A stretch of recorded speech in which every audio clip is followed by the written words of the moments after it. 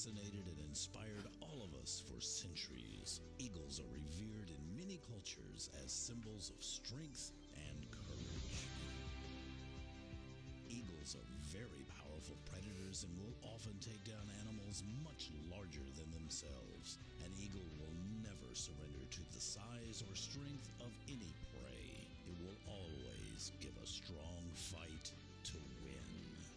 When a storm comes, when others scatter with fear, the eagle spreads its mighty wings to soar to greater heights. The eagle takes advantage of the very storm which other creatures fear and hide. The eagle never gives up. Wow. It's time to get loud. Hey! Let's go! Ready? Hi. Tatum Eagles football is on the air. Good afternoon, evening to everybody out there in Tatum Eagle land. I'm Ken Carroll. I'm Robert Galloway. And good night, everybody. No, we want to welcome you out to WF Lockett Stadium here in Jefferson, Texas, where the Jefferson Bulldogs will be on the gridiron with your Tatum Eagles out there on Jerry Bennett Field. Last game of the regular season. Jefferson's in first place. Tatum's in fourth. Impending weather coming up. No idea what's going to happen tonight. No, we certainly don't, except it should be an exciting football game. Traditionally, it always is between these two schools that have been playing since Noah's Ark docked at Mount Ararat or shortly thereafter. Might mention Jerry Bennett Field. He was a coach here from 82 to 2000. 86 he won state. He came back for a brief stint 2011 and 2012. But he is an institution up here, and you kind of, speak his name with reverence, and rightly so. He was Absolutely. an institution here. Yes. Before we get started too deep into it, I just want to send out a personal thank you to everybody here at Jefferson Bulldog Stadium. They've been extremely courteous, very helpful. They even gave us something to eat. That's an amazing thing. Yeah, Not that either you or I needed it necessarily. But what are you trying to say? Like I said it pretty plainly. But the weather is supposed to be, this is beautiful right now. It's a great night for football, but the weather forecaster says 9 o'clock is going to be kind of bad. And so that's the reason this game was moved up. Obviously, that's the reason the Carthage game was moved to Thursday night, because of impending weather. So we'll see what happens as we roll along. Absolutely. It is so far a beautiful night. We are hoping that the game is done before this storm comes in, because it is fairly apparent that that's going to happen, the storm. But there are a lot of games that are being played tonight. Some did not change their time, so we'll see if that was a good move or not. But there's a lot of people still fighting for their place to go to the playoffs. I know Elysian Fields is one. I believe Timpson is one. Carthage definitely is already in. Beckville is already in. Unless something really strange happens, Tatum's already in. Tenaha ended up their season last week, and they had a bye week tonight, so they are breaking out the basketballs and getting ready for that season. But we are, let's see, I don't know, about 10, 12 minutes away from kickoff. So why don't we hit a couple of commercials real quick and come back, and Robert's going to give us a lineup. What do you say? We'll be right back after this.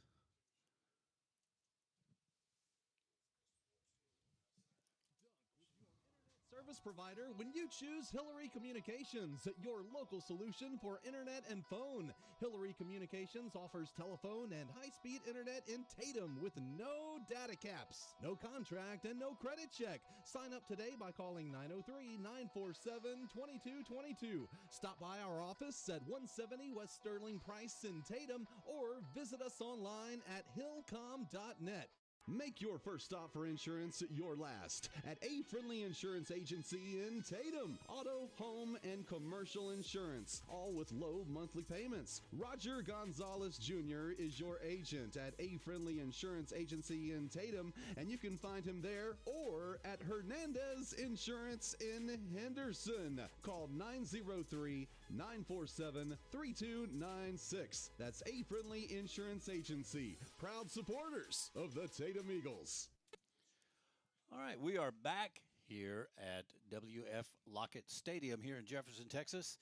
And what you got over there, Robert? Well, this some 6 months ago, some of the sports writers in Texas got together and they put together their forecast for what the season might look like, and specifically for District 8 3A in Division 1, they picked Jefferson, Atlanta, Liberty Ilo, and Tatum in that order, and it was amazingly close. Atlanta drops to third. Liberty Ilo was battling for the top spot last week against Jefferson. I think that ball game came down to not an overtime, but an extra point. It did. They right with just a handful of seconds left on the clock. Jefferson was able to score, and they were behind by 1 point at that point. They come into this ball game. Ty Taylor is their new coach. This is his first year, and they've been exceptional. They're 9-0. Tonight is senior night, or was senior night, with the seniors being introduced. Some 15 football players among that group, and 5 or 6 of them were. It was announced that they had scholarship offers to play football at the next level, and the name to listen for, particularly to tonight, is going to be number 5. His name is Williams, Cameron Williams. He plans to major in business and play football at UNLV on Saturdays. Timaeus Taylor will be their quarterback. They've got several wide receivers that are all very fast. Chris Love will be one of them. Tyreek Johnson, another. Travis Gray. And also look for Avery Lawson's name to be called a lot tonight. As far as the offense is concerned for the Tatum Eagles coming into the ball game, Ja'Cory Bradley is a quarterback. He has rushed 61 times for the season for 480 yards, 10 touchdowns. He has completed 29 out of 60. That's almost 50% for 484 yards. 9 touchdowns and only 1 interception. Good ratio there. Getting the ball more often for Tatum than anyone else is Jamari Gibson. He has carried 162 times for 899 yards. He scored 13 times. The Eagles like to line up in a close set with double wide receivers perhaps on either side and wings on either side. And look for Caden Tatum's name to be called a lot tonight. He has got 78 rushing attempts on the season, 763 yards, 8 touchdowns. He has caught 6 passes for 132 yards and 3 more scores. So those are some of the names that you'll be hearing tonight. And the officials are on the field. Those guys are from the Tyler chapter. The referee will be Jerry Maynard. The umpire is Tress Wynn. The head line judge is Brett Maya. The line judge is Jeff Jenkins. The back judge is Zay Green. The side judge is Andrew Coyne. And the field judge is Jacoby Bogue. Once again, they're from the Tyler chapter. This will be the second game of this season that they've covered Jefferson. They covered it. They were here when Sabine played here. Wow, that's a lot of information. That's okay. I feel like I'm in a master's class. Now, you said Caden Tatum had 8 touchdowns this season, right? Caden Tatum had 8 on the ground and another 3 through the air. Okay. He's got 11 He so got far. 4 last week alone. He got 4 last week. He was a star last week. It was all neighborhood. 3 rushing and 1 pass, I believe. If folks are watching on the video feed, there's a young man with a guitar and an amplifier standing at the 50-yard line, and I'm curious to see what's going to become of this. I see a young Jimi Hendrix going to do the national anthem, maybe? I don't know what's going to become of that. That'd be interesting. But I tell you what, before that all starts and we get into that, let's hear from a couple of our great sponsors whom we greatly appreciate, and if it weren't for them, we wouldn't be standing here giving this to you. By the way, yes, we're broadcasting on the Big Dog, 104.3 FM KGAS. If you want to see it, you want to see the game, EastTexasToday.com. Hop online. You can watch it there. You can actually go to our KGAS Facebook page and watch it also. And I was told that we even have a YouTube page for KGAS where you can watch the game. So you want to watch the game, you want to listen to the game, you have no excuse. You can be in Baghdad as long as you have internet access, because, you know, a lot of Tatum people are in Baghdad. Then you need to go East Texas Today. You can watch it. But back to our sponsors. We really appreciate them, and we're going to listen to a couple of them right now. If you love Dairy Queen baskets, there's a new dipping sauce just for you. DQ Texas Sauce. This super craveable, sweet and tangy sauce adds a zesty kick to chicken strips, steak fingers, fries, even Texas toast. It's the best thing since DQ gravy. Ask for DQ Texas Sauce and let the double dipping begin. Plus, try the French silk pie or pumpkin pie blizzard of the month at participating DQ locations in Texas. DQ, that's what I like about Texas.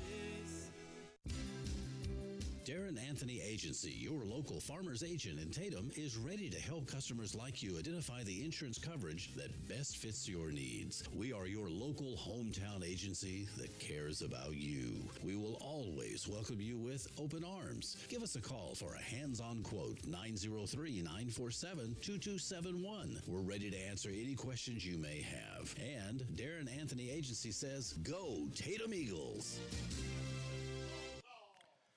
All right, we are back. The players are making their way out onto the field. Your Tatum Eagles have already gone through the tunnel and gone to the other end of the field and now coming back to a 50.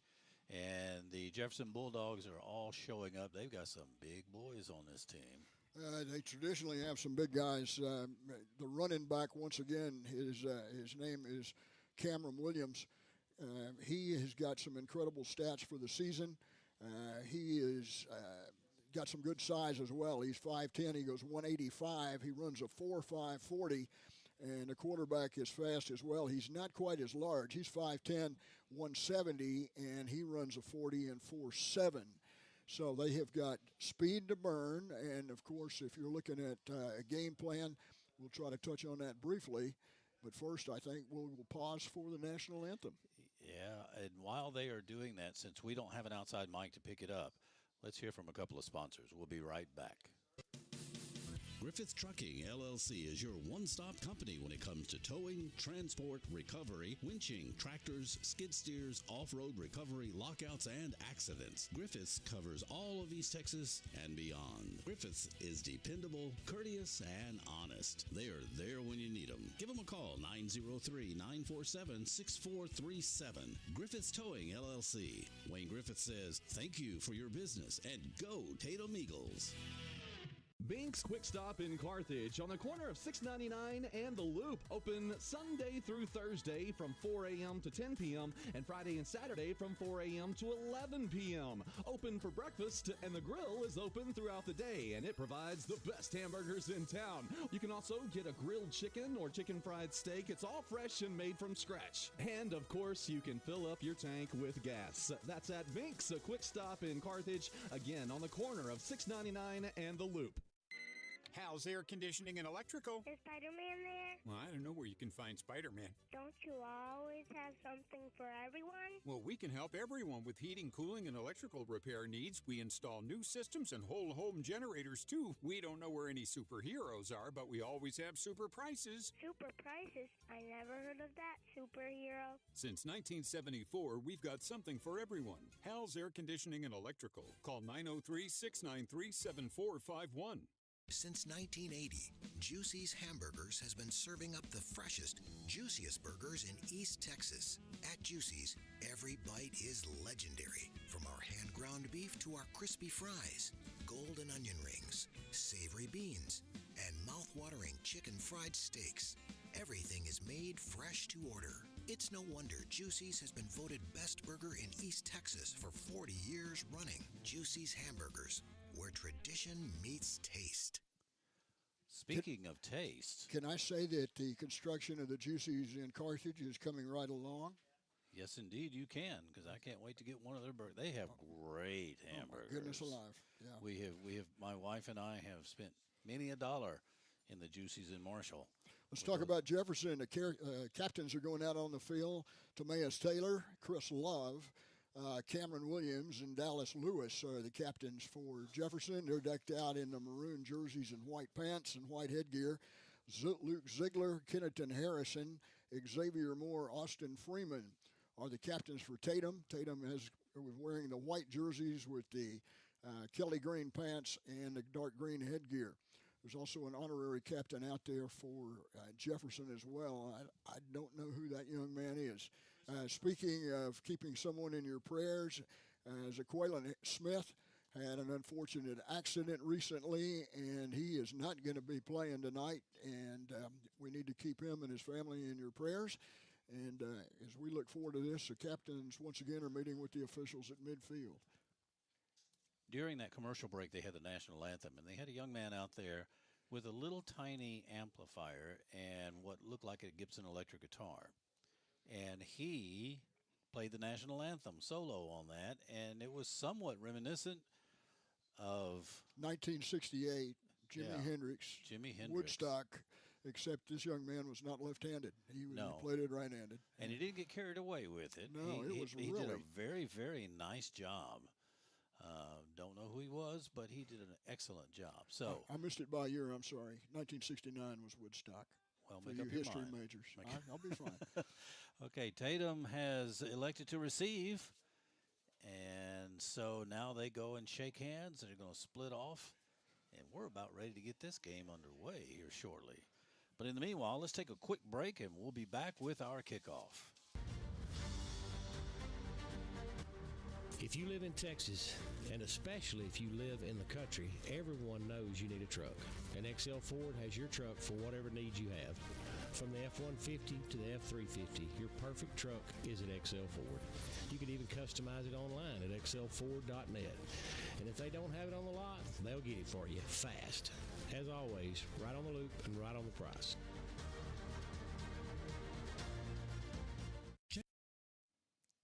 We are back, and we're waiting for Jefferson to come out and kick the ball, which they are now running out to the field. They will spot it right in the middle of the field on the 40-yard line. They'll be kicking from our right to our left. The field is artificial.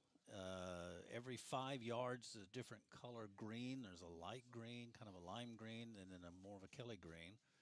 Ethan Maxwell prepares to kick off, and Tatum has kind of been susceptible to onside kicks this year. Let's see if Jefferson has watched the film and if they will attempt that.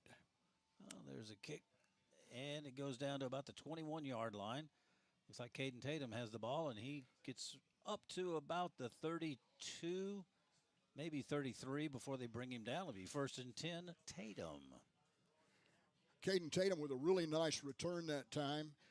Traditionally, that play is set up to go all the way to the far side and try to go up the far side. But when you're playing a team with a lot of speed that Jefferson has and that Atlanta had, you're better to go vertical when you can, and that's what he did. So the Eagles will take over 1st and 10, the ball at the 32-yard line. Eagles come straight from the sideline, straight up to the line of scrimmage. Bradley under center, sends a man in motion to the right. Now they're going to reset. There's the snap. Gets maybe a yard and then gets stood up and pushed back. Don't know who had the ball on that one, but gained just a yard, so it'll be 2nd and 9. I think the public address announcer said Portly, but I would almost wager that was Jamari Gibson. Picks up about a yard on the play, brings up 2nd and 9 from the 33, just underway. Bradley's under center. There's a snap. Kind of the same play. But it's Portly. Number 10, is that what it is? It's number 0. Number 0, okay. Yeah. Makes a decent run. This time gets it up to the 39-yard line. They'll bring up 3rd down and 3. 1, 2, 3. Yeah, 3rd and 3. Portly is one of the young men that was brought up from the JV squad. He's 6 foot 165. He's only a sophomore. And he says he's a slot back. There's motion going on to try to see what kind of defense Jefferson is playing. All right, Caden breaks the huddle. Bradley under center. Quick handoff to the right side. Dives forward. Number 0 again, Portly. And it looks like it's enough for the 1st down, and it is. So it's 1st and 10. Eagles at the 42-yard line. Well, we got 10 yards exactly. The Tatum Eagles got 10 yards exactly on 3 runs, with Portly carrying each time. So 1st and 10 for the 42. The game plan is pretty simple. Keep the ball. Keep it away from Jefferson. They're very explosive and they're very fast. And burn the clock. And that also might be a benefit if we're facing 9 o'clock storms. Absolutely. So here we go. Snap at 1st down. around the right side. Looks like Caden Tatum, and he is stopped and brought down with a loss. Looks like 4 from where that official standing. Yeah, 37, 38, 37-yard line. He's going to lose 5 on the play.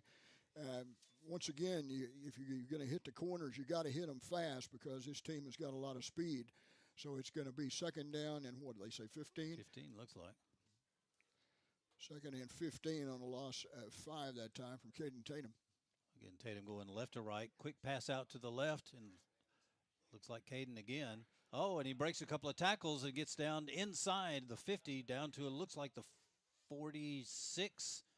And that's enough for another first down for Tatum. It was a nice run. I believe it was Caden Tatum on that. Yeah, 17 yards on a pass and catch from Bradley to Tatum. Caden Tatum. It gets confusing when a player has the same name as the school. The ball is on the hash mark on the far side, away from us, going left to right. There's the snap. Quarterback option. He pitches out, takes the option to Caden, and he's brought down in the backfield again. Tyler McCurry was the guy that time coming from his defensive spot on the outside, and he came up with a great deal of speed and cut down Caden at the 49-yard line. So the play's going to lose 3, brings up second and 13. Just inside Bulldog territory. Second down, we'll see if anything can happen out of this. 8:46 left to go in the first quarter. They spend a little bit of extra time in the huddle. Now they run up to the offensive line like they have all year. Bradley down under center.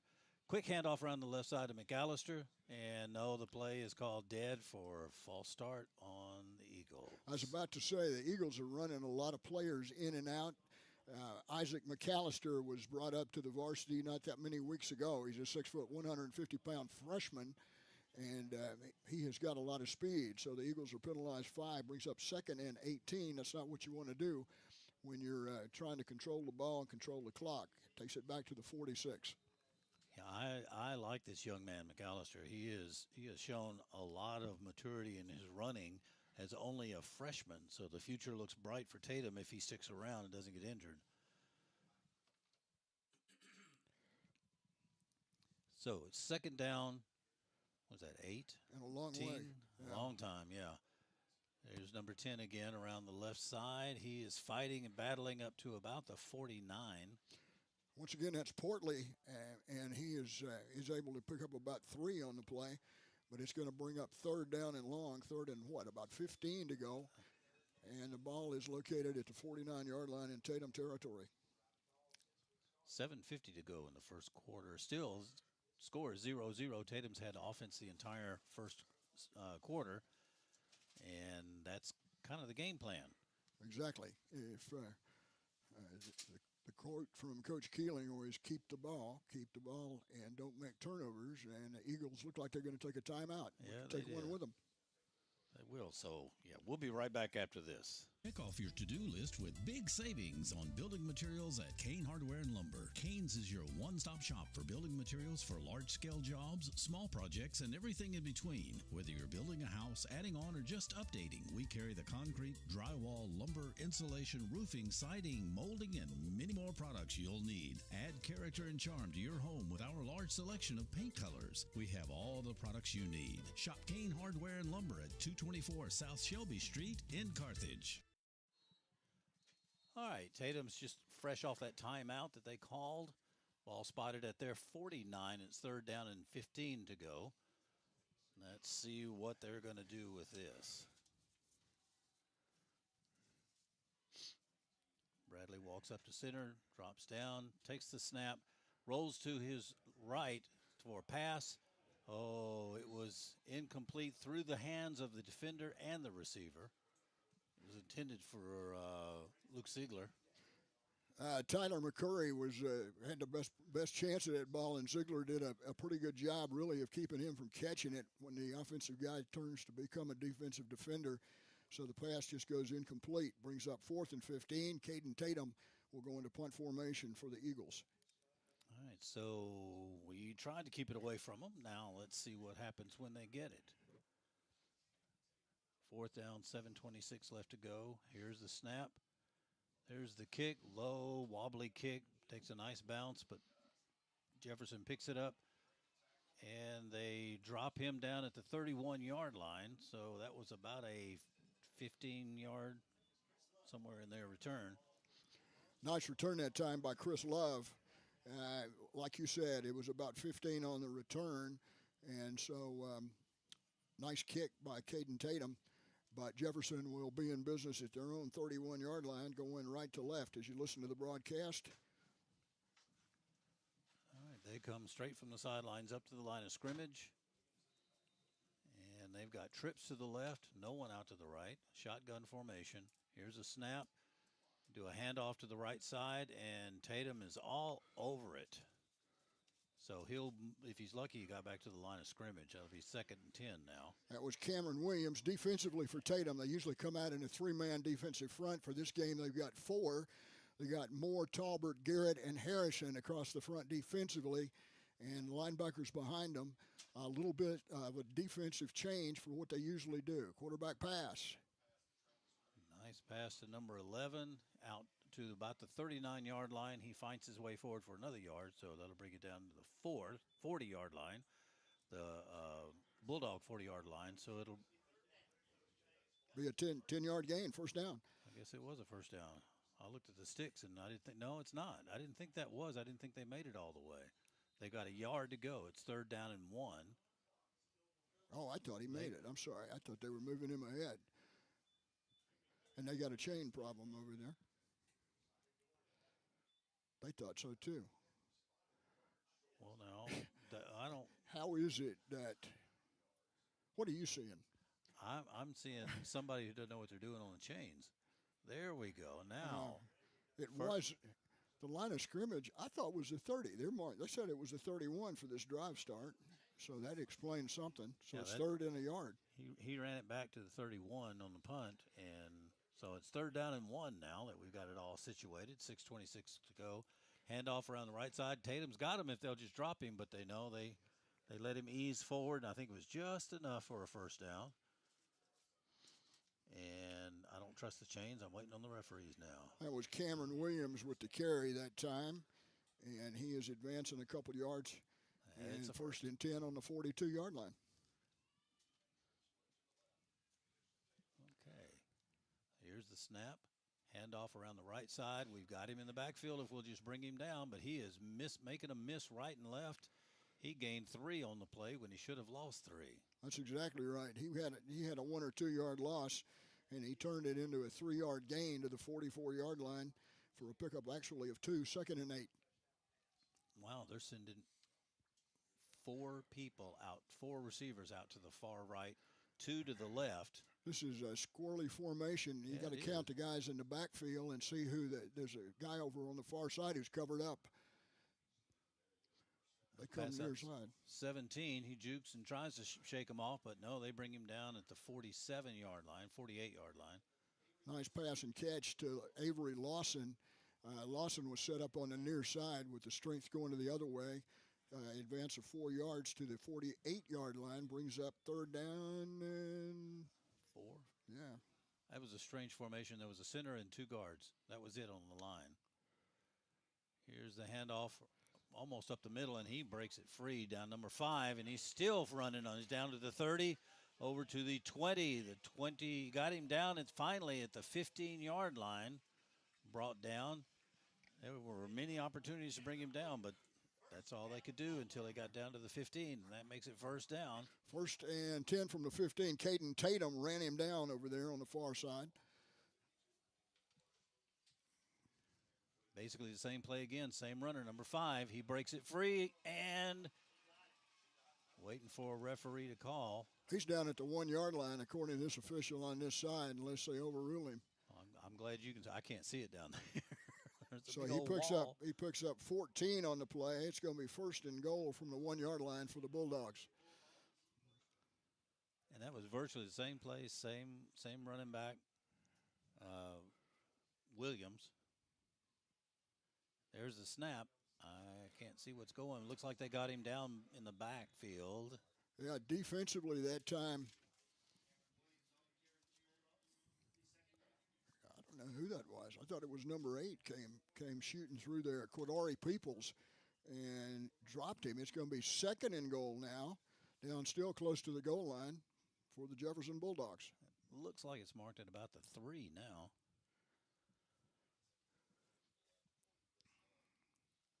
Waiting on the snap. Quarterback's in the shotgun. There's the snap. He's going back to pass over the middle and incomplete, the referee says. So that brings up 3rd down. Tatum's doing a good job at stopping them. 3rd and goal from the 3-yard line. Once again, you got Moore, Talbert, Garrett, and Harrison across the front.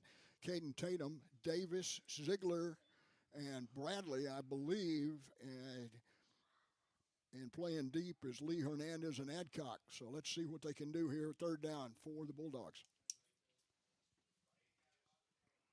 There's the far left into the field. It's a handoff, number 5 again, trying to take it around the right side, and Tatum brings him down. A loss of at least a yard on that play, looks like. That will make it 4th down, 4th and goal. Nice defensive stance by the Tatum Eagles.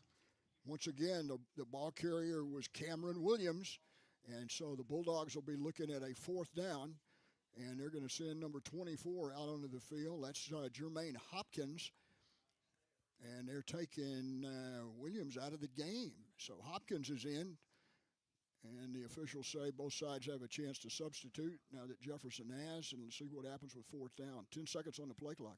Going back for a pass, and he's throwing it across the middle. And it was incomplete. Ball goes over on downs. 1st and 10, Tatum. What an amazing 4 plays that was. Is the Tatum Eagles, once again, number 5.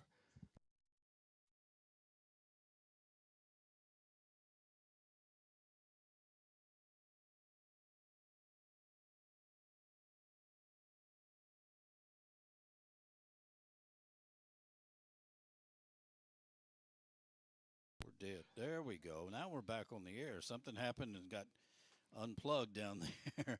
We're in a very, very tight situation here. So the Tatum Eagles come out 1st and 10 at their own 3-yard line, and they're able to push and shove out to about the 5-yard line. I'm saying this because you're kind of in a corner over there. I'm very happy with you calling it because I can't see it at all. Like I said, we're in a very tight area here, and the left end zone is totally blocked for me.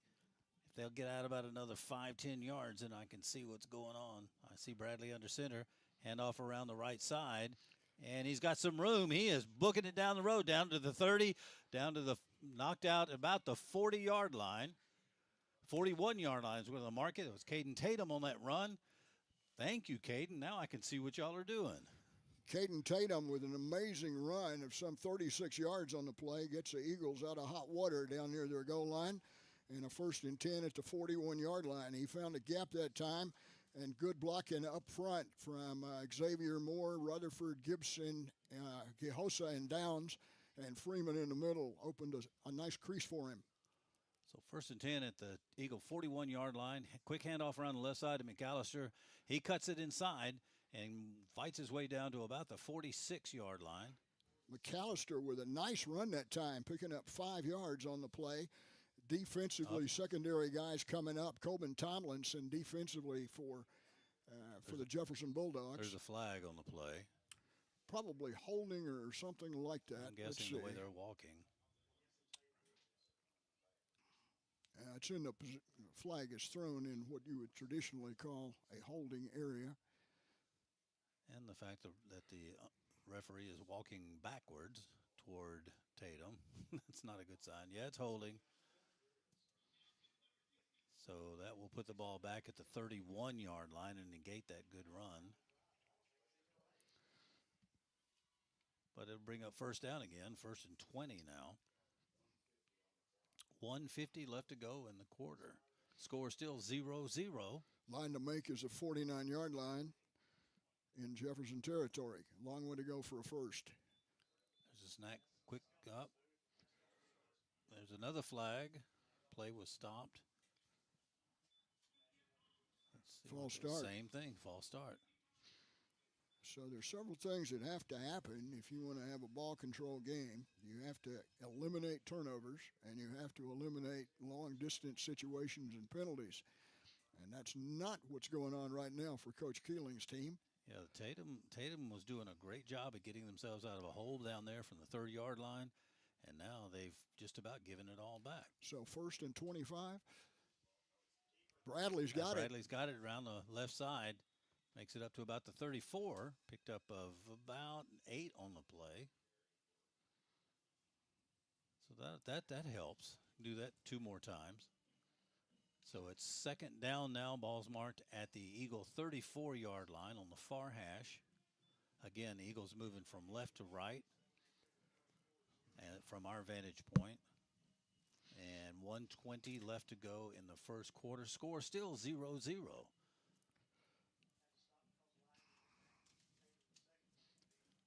There's the snap.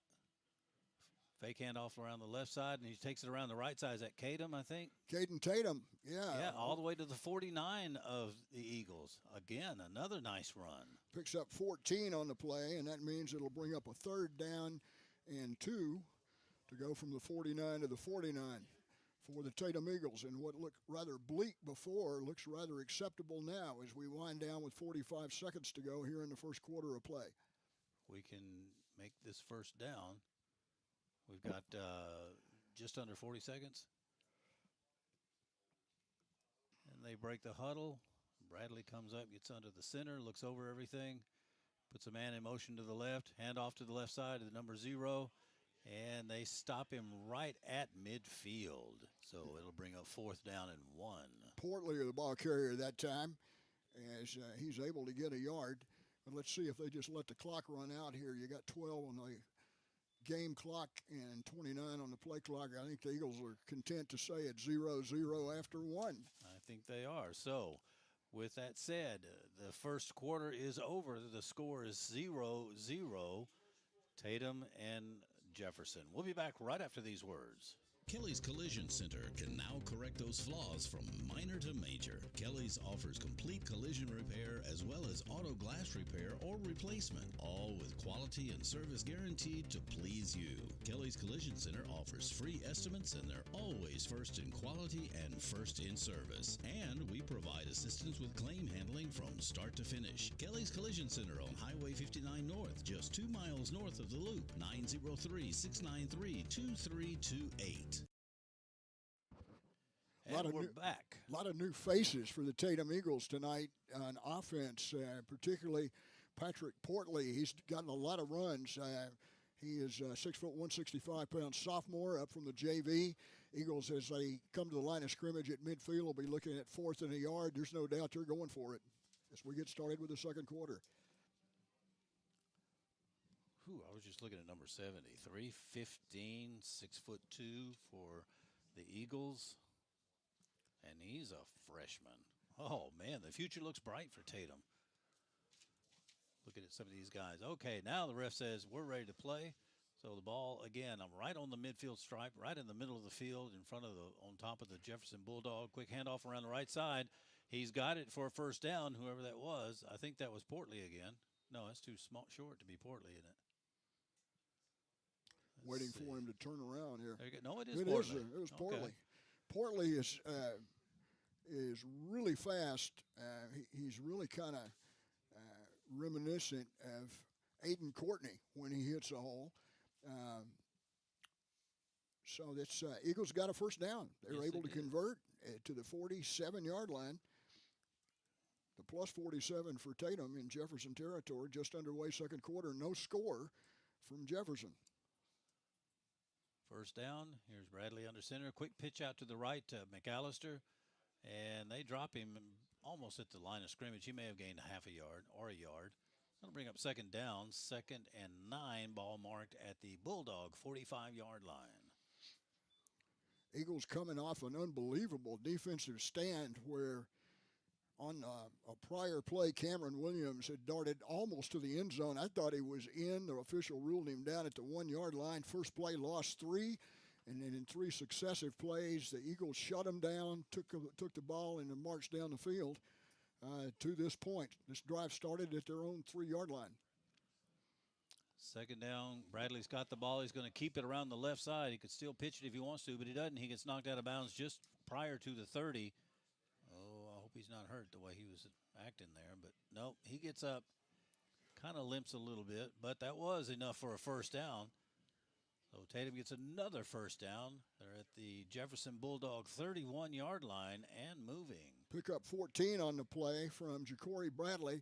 On the season, once again, he's rushed 61 times for 480 yards and 10 scores, and that just added to it with another 14.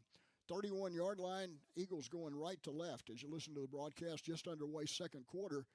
Tatum with the football, no score in the game. That's going to surprise a lot of people. Got one receiver far out right. There's the handoff around the right side to, looks like Caden Tatum. Makes it just inside the 30 to about the 29. And that brings up second down and we'll say 8. It was good for the public address announcer. We'll go with him. There you go. Particularly since they had Schlotsky sandwiches for us tonight. So we're going to say everything nice about them. My wife would be shocked because mine had mayonnaise on it, and I ate it. So Superintendent came up and visited with us, too. Yes, he was really very nice. Guy. Like I said, Great. Really nice people. Oh, there's Portley with a handoff around the right side. He gains maybe a yard on the play. You're going to pick up more than 1 yard a down. That brings up third down and 7. Ball's on the 28-yard line. 9:06 to go, and once again, the Eagles' game plan is to take the ball, keep the ball, move methodically down the field. Carlos Hernandez was in on that play. He's replaced now. Once again, you got Portley in the backfield with Bradley, and you got Caden Tatum on one wing. There's Bradley. Pitch out and a reverse of sorts to number 1, Luke Ziegler. That didn't do all that well. Another yard or so gain. So it's going to bring up fourth down for the Eagles, and the ball is located at the 27-yard line, so he picks up a yard. But it's 4th and 6. So they have virtually picked up 1 yard each play, a yard and a half each play, right in there. 8:16 left to go in the first half. Score is still 0-0. The Eagles are driving. Just turned in. Both teams go into the playoffs, but just traditionally it doesn't matter what the stakes are. It's going to be a battle. And they're proving that so far. Up, timeout called. Tatum. That's their second one. That's what I was thinking. Now they're down to 1 timeout. Jefferson still has all 3 of theirs. So while they're taking the timeout, let's do as well. We'll be back right after this. When you need a tow, you need to know Garrett's Wrecker Service. Call 903-693-5782. Fully insured, offering local and long-distance towing. They respond 24 hours a day, 7 days a week, 365 days out of the year. Whether it's light, medium, or heavy-duty towing, you need Garrett's Wrecker Service. Don't just call anyone. Call the one who knows. Garrett's Wrecker Service. That number again, 903-693-5782.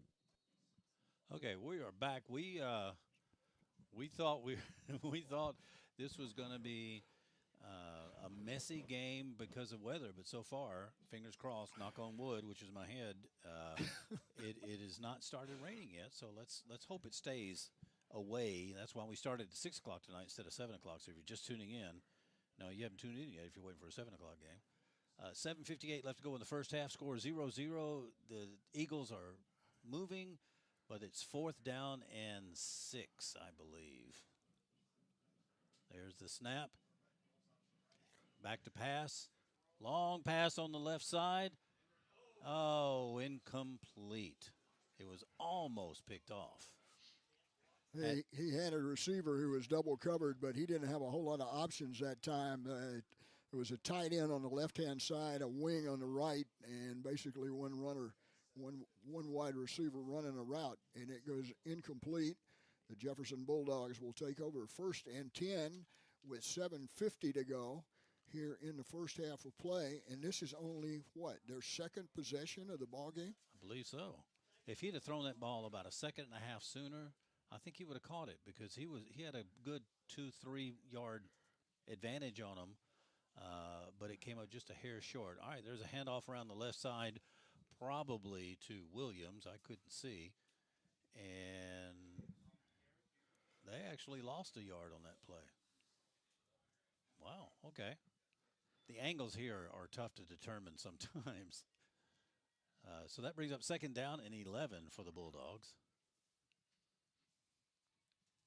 There's the snap, handoff around the right side off the tackle, and he makes it up to about the 29 and a half. So that's third down and we'll say 8.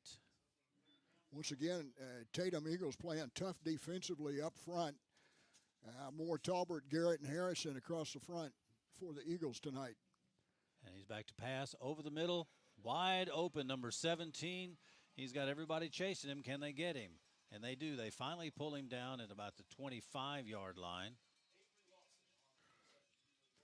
And he is not one of the big names that you hear about. Avery Lawson, the Bulldog, making the reception that time. He'll set the Bulldogs up in business at the 22-yard line in Tatum territory. Well, I guess they counted the bounce on that one, on that tackle, because he was brought down at the 25. But there's the handoff around the right side. Taking it around the end, trying to cut it down, and they cut him down about the 18, 17-yard line. I believe that was number 4, wasn't it? Number 5. It was number 5. It was Williams. Okay. Once again, though, for the Tatum Eagles, Grayson Lee comes up from his strong linebacker spot to make the stop. Second down. 6:17 left to go in the first half. Still score 0-0. Everybody was expecting this to be a blowout, and there's a handoff around the right side to number 5, a flag thrown on the play. He's wrestled down at about the 13-yard line, but the flag came from the head judge back, the head ref back in the back, the white hat. So a lot of times that's some sort of offensive holding, but we'll just have to wait and see. There's a nice little crowd from Tatum all the way up here for this game, considering the weather and everything else. Yeah, they're going to mark it off against the Bulldogs, so yep, it's holding. Jefferson Bulldogs, that's a 10-yard penalty. Ball marked at the 28-yard line. That'll bring up second down and 16. So we'll give it another shot here and see what happens now and see if we can stop them. Some of the defensive alignments from Coach Watson causing some problems. Back to pass. He's looking to the left. He's got a man open. He's got a call. He does a nice twist move. He's finally brought down at the 15-yard line. That brings up third down and third and about 2.5 or 3. That was Chris Love, wasn't it? Chris is another one of their scholarship guys with tons of speed, but it's going to be third down and 3. Picked up 13 on the play. And I understand they have to be a little cautious in the backfield for Tatum on the defense because they could do a little hitch move and take off and leave them. But they're going to have to be a little closer to him. And he's looking to pass again on the left side. Oh, and he's got it. It's a touchdown. Jefferson Bulldogs.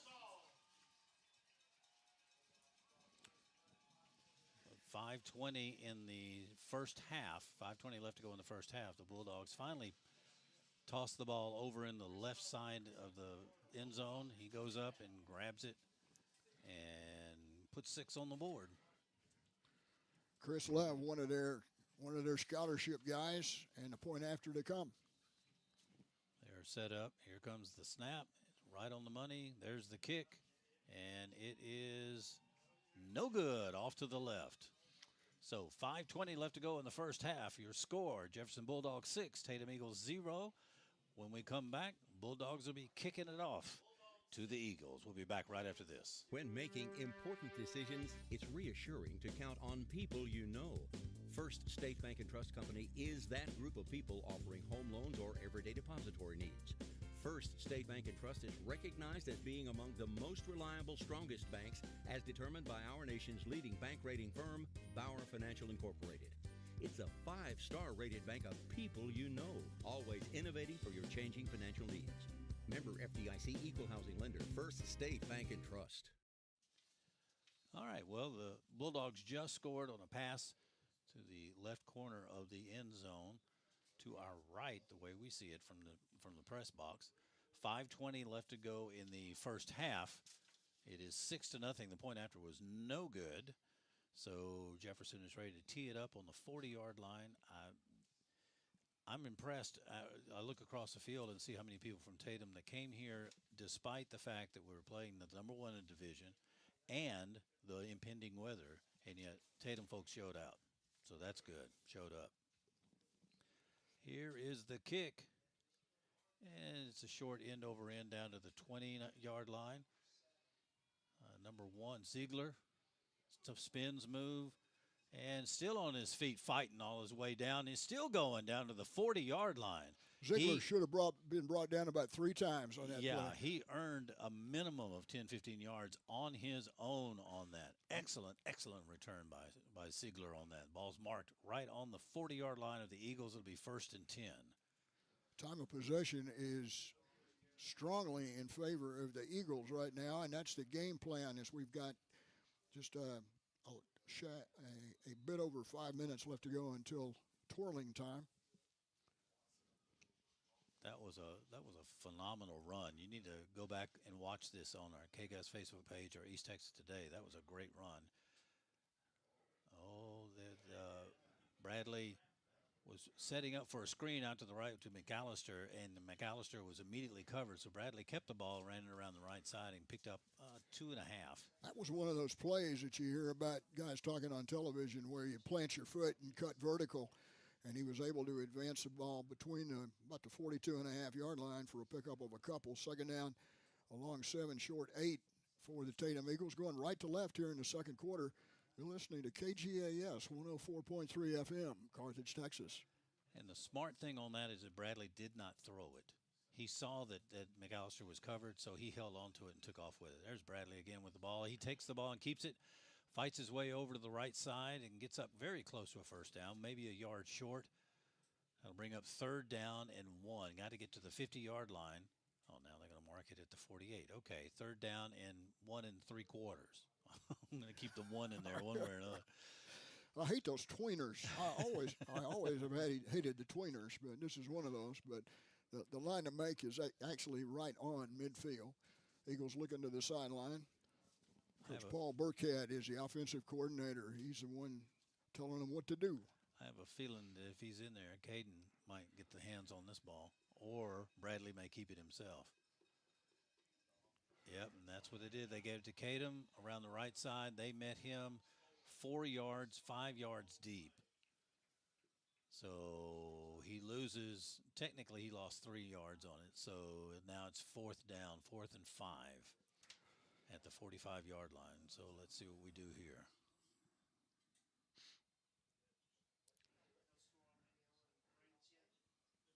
Looks like the Eagles are going to punt this one away.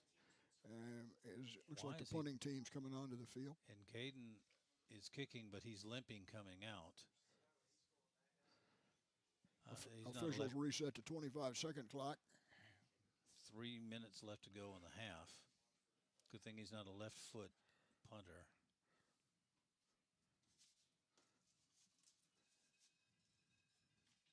There's the snap. There's the kick. Nice high kick. All the way over, just out of bounds, inside the 30. They're going to mark it at the 30-yard line of the Bulldogs, so they'll take over 1st and 10 right there at the 30-yard line. We're going to be back right after this word.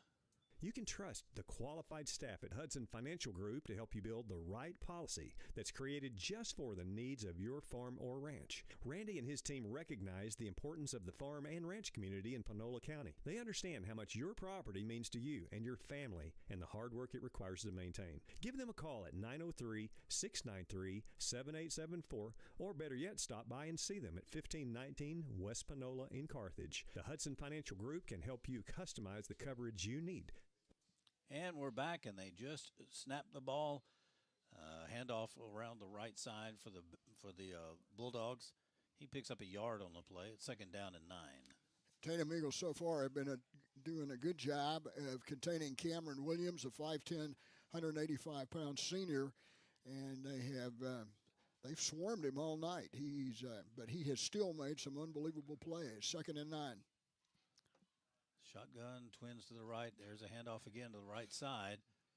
And they grab him at the 34-yard line and just walked him right back to about the 25. Marshall, Devontae Marshall, was leading the way that time for him. He's a big young man. I don't have stats on him, but he's the guy you want to follow. And the play is only going to get to about the 34-yard line. Brings up a third down.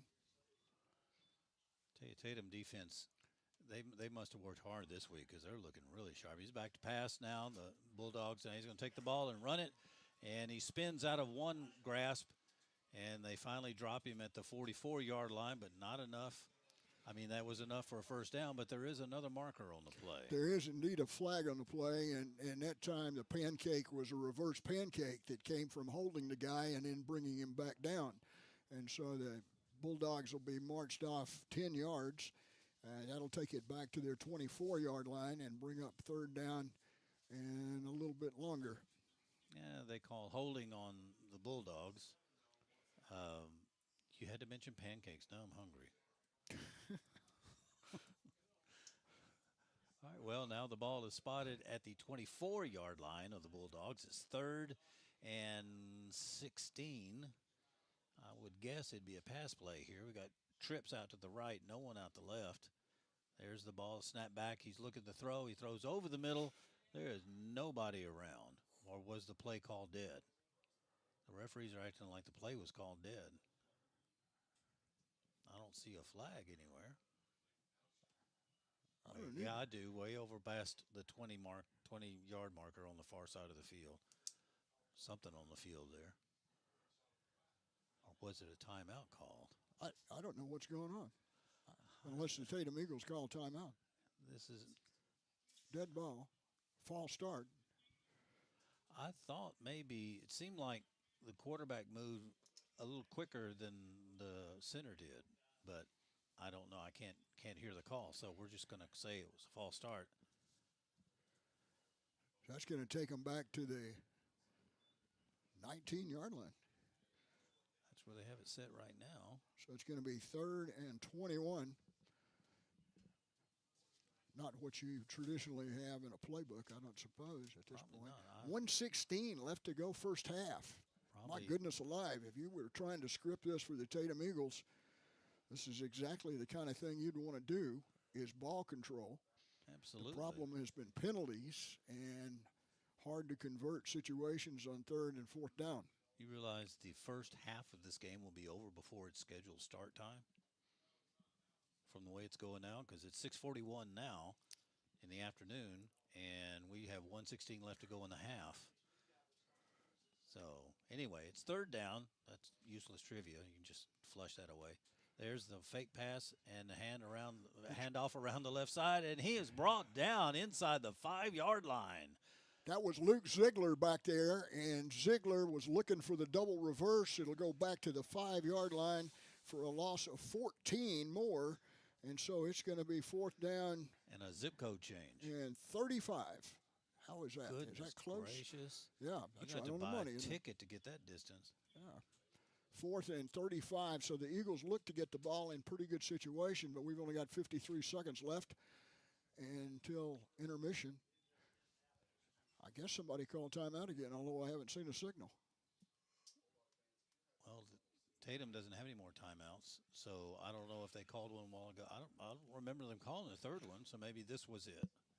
This is an outstanding opportunity for the Tatum Eagles here in under a minute to play in the first half, because it's possible they will get the ball in really good field position. With under a minute to go, that's the only negative about it. But they need to be aware, just in case, because it is such a short amount of time left, you need to watch out for a possible fake. I know they're pinned down close to their end zone, but with this little bit of time left, why not? Ball, it looks like the 4th down marker is on the 5-yard line. I can't tell from here. I'm literally on my tiptoes bending forward over the desk trying to look out to the left. Late sub coming in for Jefferson is Jacoby Morrow 5 yards deep in the end zone. Punts away. It's a punt to the right side. It's going to be taken in by Caden Tatum at the 16-yard line, and he goes into the end zone for the touchdown. No, they're going to call him out. Well, they're going to mark him out where? At the 4?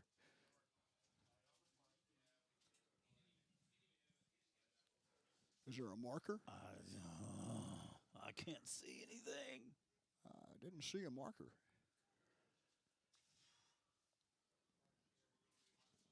Oh, there he is at the 8-yard line. Well. Or just this side of the 10, there's a piece of equipment in the way down there as the official picks up his. Looks like it's going to go against Tatum. If it's a holding penalty, it's an automatic first down, isn't it? It's a 15-yard penalty, whatever it is. That means they'll place the ball at the 24 is where he's standing right now. I haven't seen the signal yet. Oh, there it is. I missed it.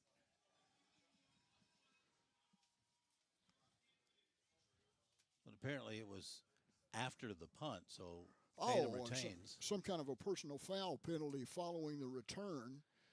And so the Tatum Eagles will take over 1st and 10 with 47 seconds left to go at the 24-yard line. And score is 6-0 Jefferson. They had a pass touchdown earlier and missed the extra point. That may come back to bite them or to haunt them. Here's Bradley under center. There's the snap. Pitch out to Caden around the right side, and he is brought down at the line of scrimmage.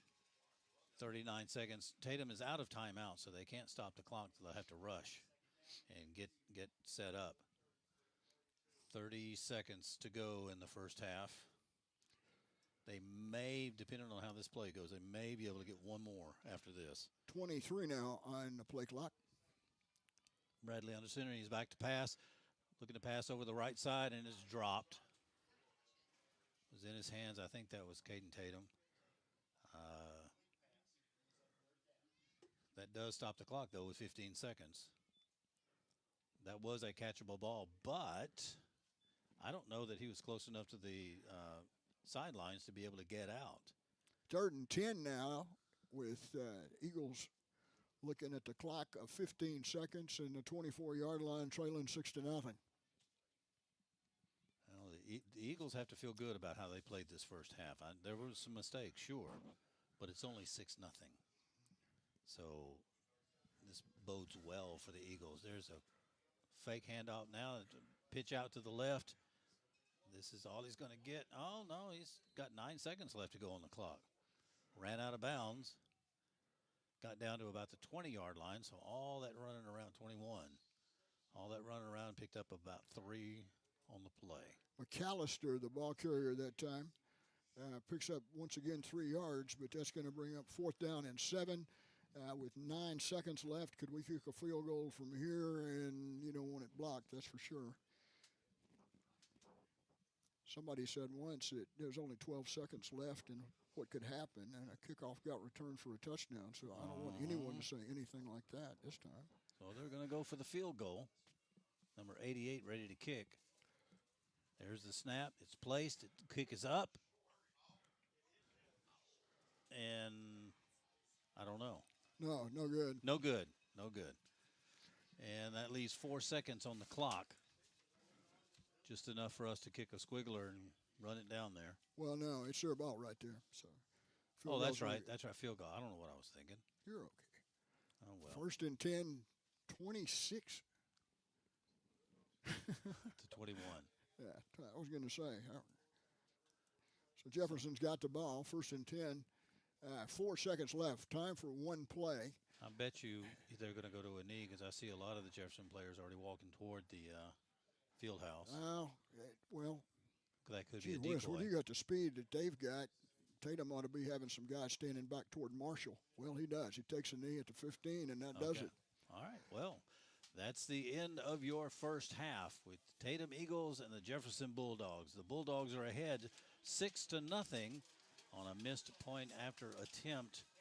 Tatum has really held their own this first half, and hopefully they'll continue on. So we're going to listen. We'll have a brief message here, and we'll be back after this. Our Lot is busting at the seam with new and pre-owned inventory. Hello, East Texas. Will Blackwell here with Pippin Motor Company. New Chevrolets, Buicks, GMCs, and the nicest pre-owned vehicles around, all discounted and priced aggressively, ready for a new home in your garage.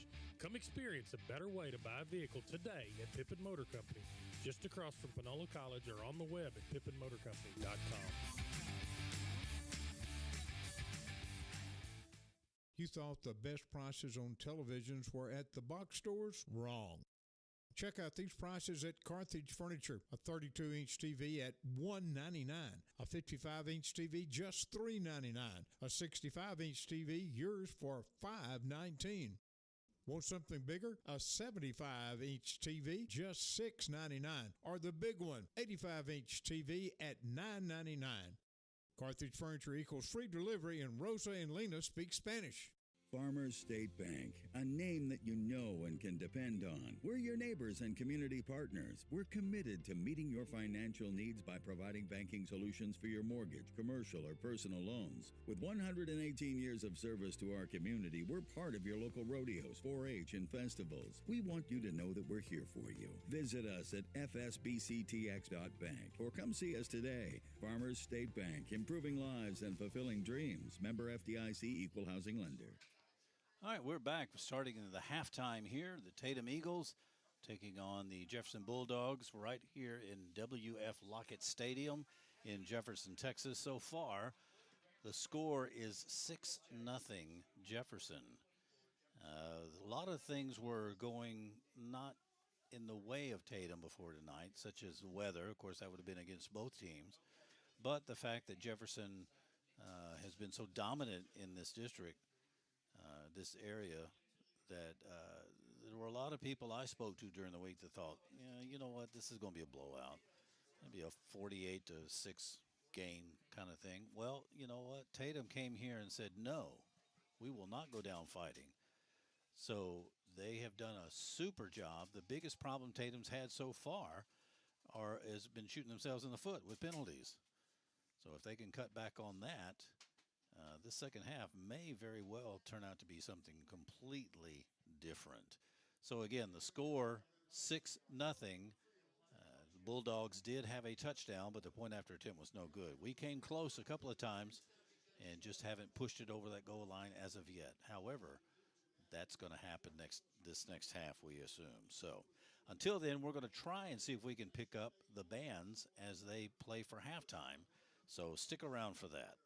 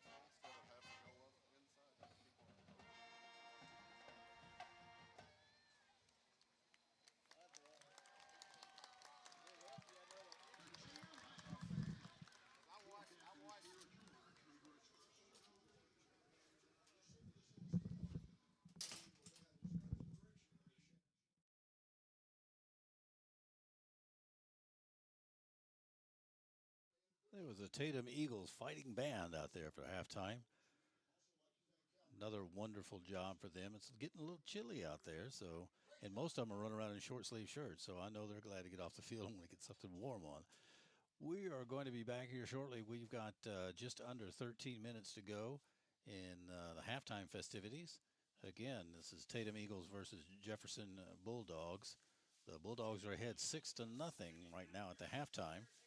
We will resume good football play in a little bit. Until then, let's hear again from some of our great sponsors that are so good about getting us the ability to come here and provide this coverage for you for the Tatum Football Eagles. We'll be back right after this. Make a slam dunk with your internet service provider when you choose Hillary Communications, your local solution for internet and phone. Hillary Communications offers telephone and high-speed internet in Tatum with no data caps, no contract, and no credit check. Sign up today by calling 903-947-2222. Stop by our office at 170 West Sterling Price in Tatum or visit us online at hillcom.net.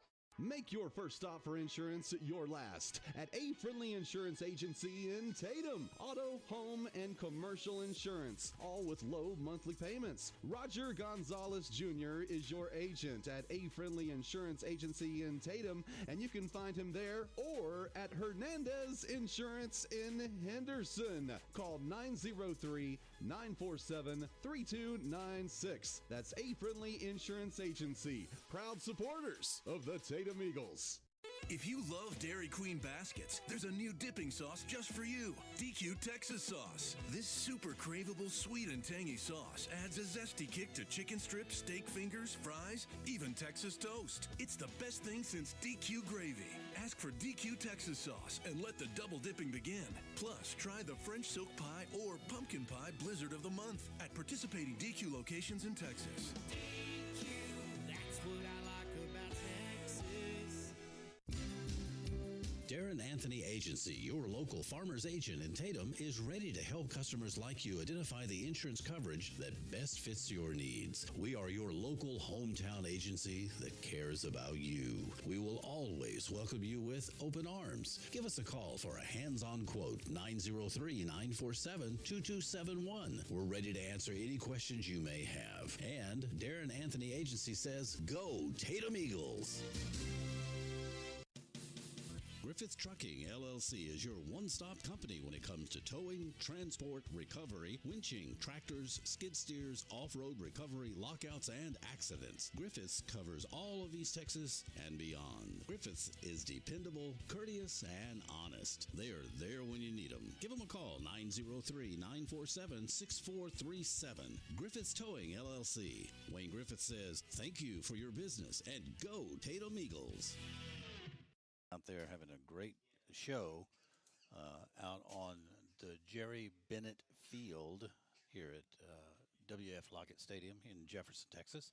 Again, if you're just joining us, you may have thought, wow, the game is already at halftime and it's only 6 minutes long. No, actually the game started at 6 o'clock this evening.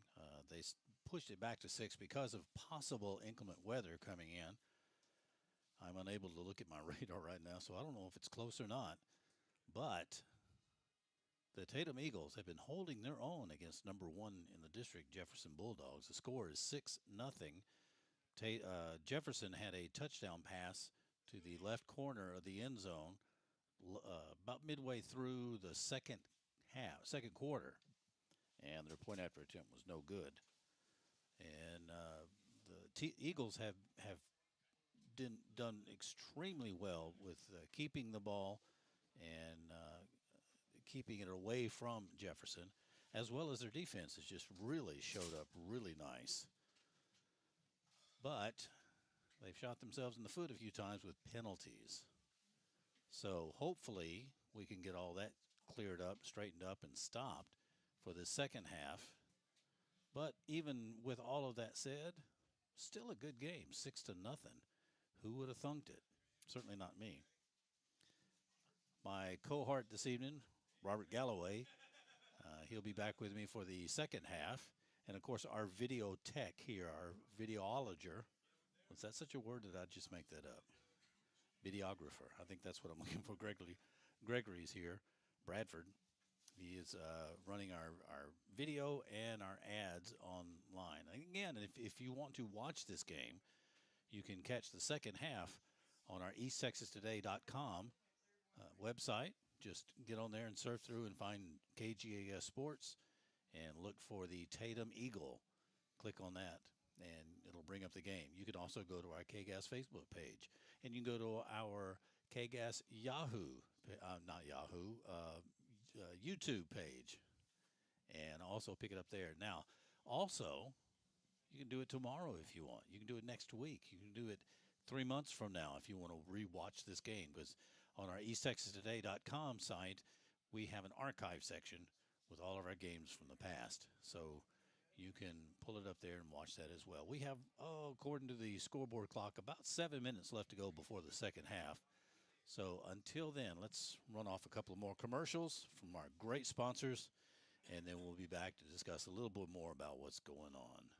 Bink's Quick Stop in Carthage on the corner of 699 and The Loop. Open Sunday through Thursday from 4 a.m. to 10 p.m. and Friday and Saturday from 4 a.m. to 11 p.m. Open for breakfast, and the grill is open throughout the day, and it provides the best hamburgers in town. You can also get a grilled chicken or chicken fried steak. It's all fresh and made from scratch. And, of course, you can fill up your tank with gas. That's at Bink's Quick Stop in Carthage, again on the corner of 699 and The Loop. Hal's Air Conditioning and Electrical. Is Spider-Man there? Well, I don't know where you can find Spider-Man. Don't you always have something for everyone? Well, we can help everyone with heating, cooling, and electrical repair needs. We install new systems and whole home generators, too. We don't know where any superheroes are, but we always have super prices. Super prices? I never heard of that, superhero. Since 1974, we've got something for everyone. Hal's Air Conditioning and Electrical. Call 903-693-7451. Since 1980, Juicy's Hamburgers has been serving up the freshest, juiciest burgers in East Texas. At Juicy's, every bite is legendary. From our hand-ground beef to our crispy fries, golden onion rings, savory beans, and mouth-watering chicken fried steaks. Everything is made fresh to order. It's no wonder Juicy's has been voted best burger in East Texas for 40 years running. Juicy's Hamburgers, where tradition meets taste. If you live in Texas, and especially if you live in the country, everyone knows you need a truck. And XL Ford has your truck for whatever needs you have. From the F-150 to the F-350, your perfect truck is at XL Ford. You can even customize it online at xlford.net. And if they don't have it on the lot, they'll get it for you fast. As always, right on the loop and right on the price.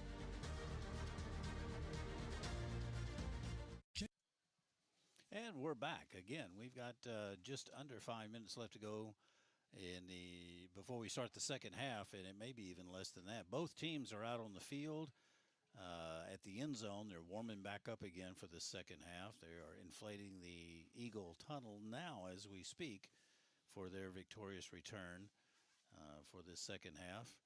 And like I said, it's been a really good game. Tatum has really showed up and really decided that they wanted to play this. That they were not going to buy into this. Jefferson's number one. They've beat everybody that's beat us, so we're just going to. No, they showed up and are actually showing how to play the game. Jefferson comes in 9-0, 5-0 in district play. Tatum with a 6-3 mark, and the Eagles are playing them good. Touchdown play of the game was a drive that took 2 minutes and 50 seconds, culminated in a 25-yard pass from Taylor to Love. The PAT was no good. That's where we are. It's halftime, 6-0. Jefferson with the lead. Tatum very much in this, but Jefferson will get the second half kickoff. And as they always do, of course, when they go into the halftime, coaches, okay, we need to look at this. We need to change this. We need to be working toward this. You need to keep your eyes out for this. So there's going to be a lot of adjustments made, but it's going to be a lot of adjustments made by both teams. So we shall see what those halftime adjustments mean as far as the rest of the game goes. I'm excited about it. I'm really looking forward to this. This is going to be a great second half. Win or lose, both of these teams are in the playoffs. If you've just joined us, it's 6-0 Jefferson. The game started early And it really is a beautiful night for football. It's a nice, crisp evening out there. And, of course, the field is wet and the ball is wet. But the teams have done a pretty good job so far, ball control. I was going to say, I haven't noticed anybody slipping or I've seen some pretty good catches, actually, fingertip catches. So it must not be too wet, or they have been consciously thinking of that and making sure that doesn't alter how they play their game, and they've adjusted. So, again, I'm looking forward to this second half. It should be a real good one, and if it continues on like this first half was, both teams can leave this field with their heads held high, because, as I said before, because of the weather and everything else, you throw all the books, all the score books and everything else out the window, because it's going to be down to who really wants it the most. Oh, that's exactly right. And with these two teams, in a tradition that goes back many, many years, you really do kind of throw out the record books because anything can happen when these two teams get together. And quite a rivalry, which is, of course, not restricted to just football, but basketball and track as well. That's right. And tonight was senior night for Jefferson. We had ours last week, and they had quite a few of the senior football players come through out there. A lot of them have scholarship offers given to them.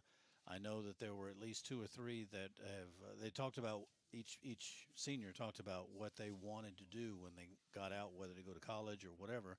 And there were at least two or three of them that said they're going to join the Army and protect our country. So my hat's off and my salute to fellow grunts in the Army. Congratulations, stick it out. It's not an occupation for everybody, but if it suits you, it's a great opportunity. You're not proud Army is doing so well at football this year, are you? No, are they really? I hadn't noticed. He said that with a straight face, folks. Where's that camera? Matter of fact, aren't they playing some other group that plays on the water here pretty soon?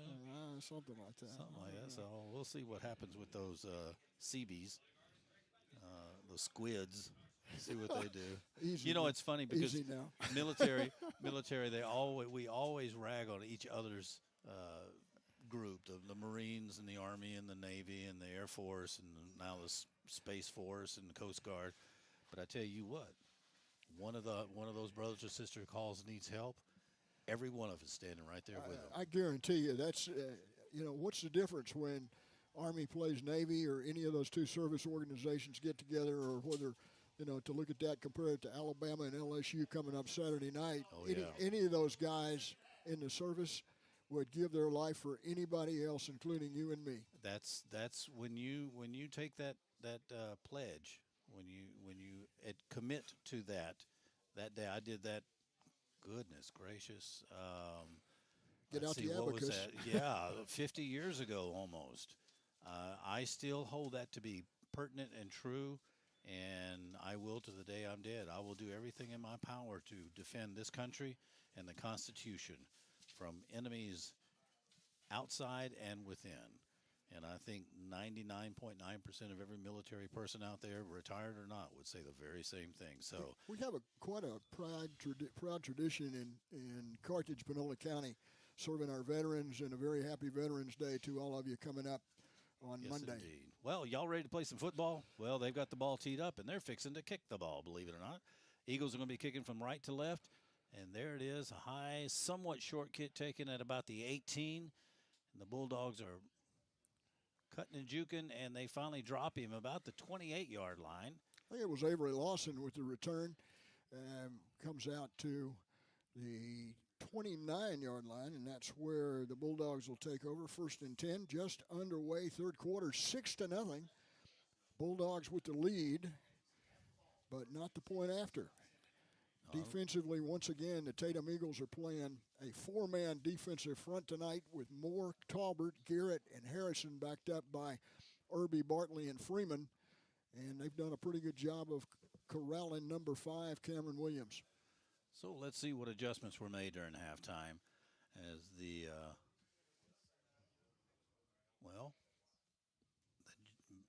Jefferson came running up to the line like they were going to do something, and then I guess the referee said, no, wait a minute, are they going to call a penalty?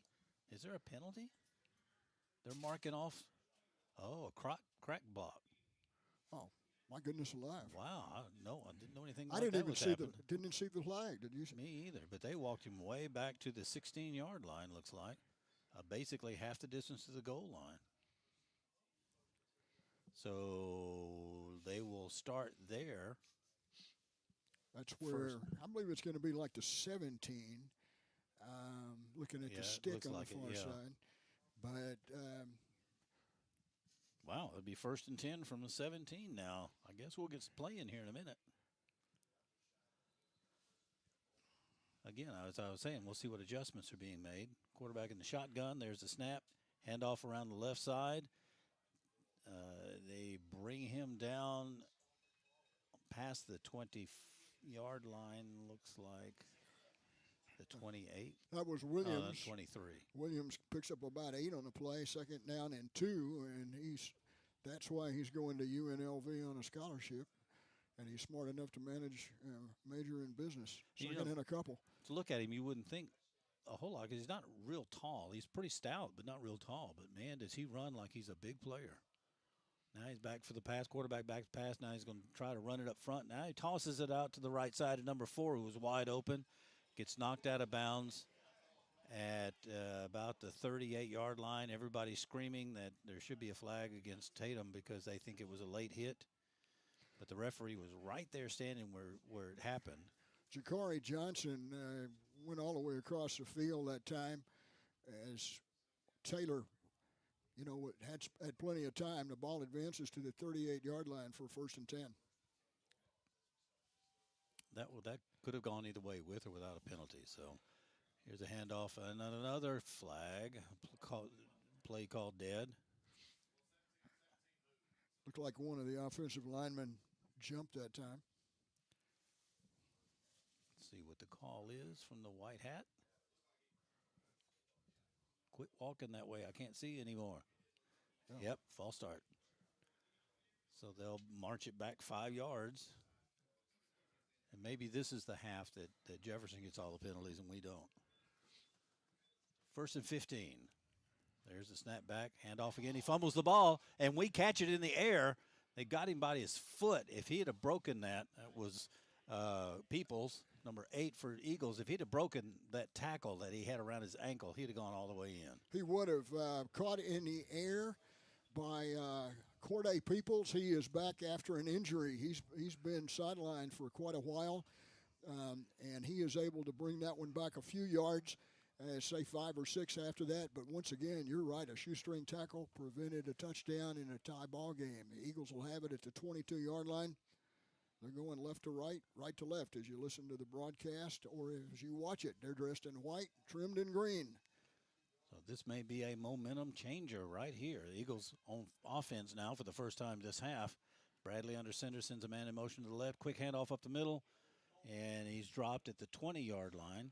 That's going to be Portley, once again the ball carrier. Patrick Portley brought up this week from the JV, and he has gotten most of the carries offensively. He'll pick up about 3 yards. 2nd down, maybe 8.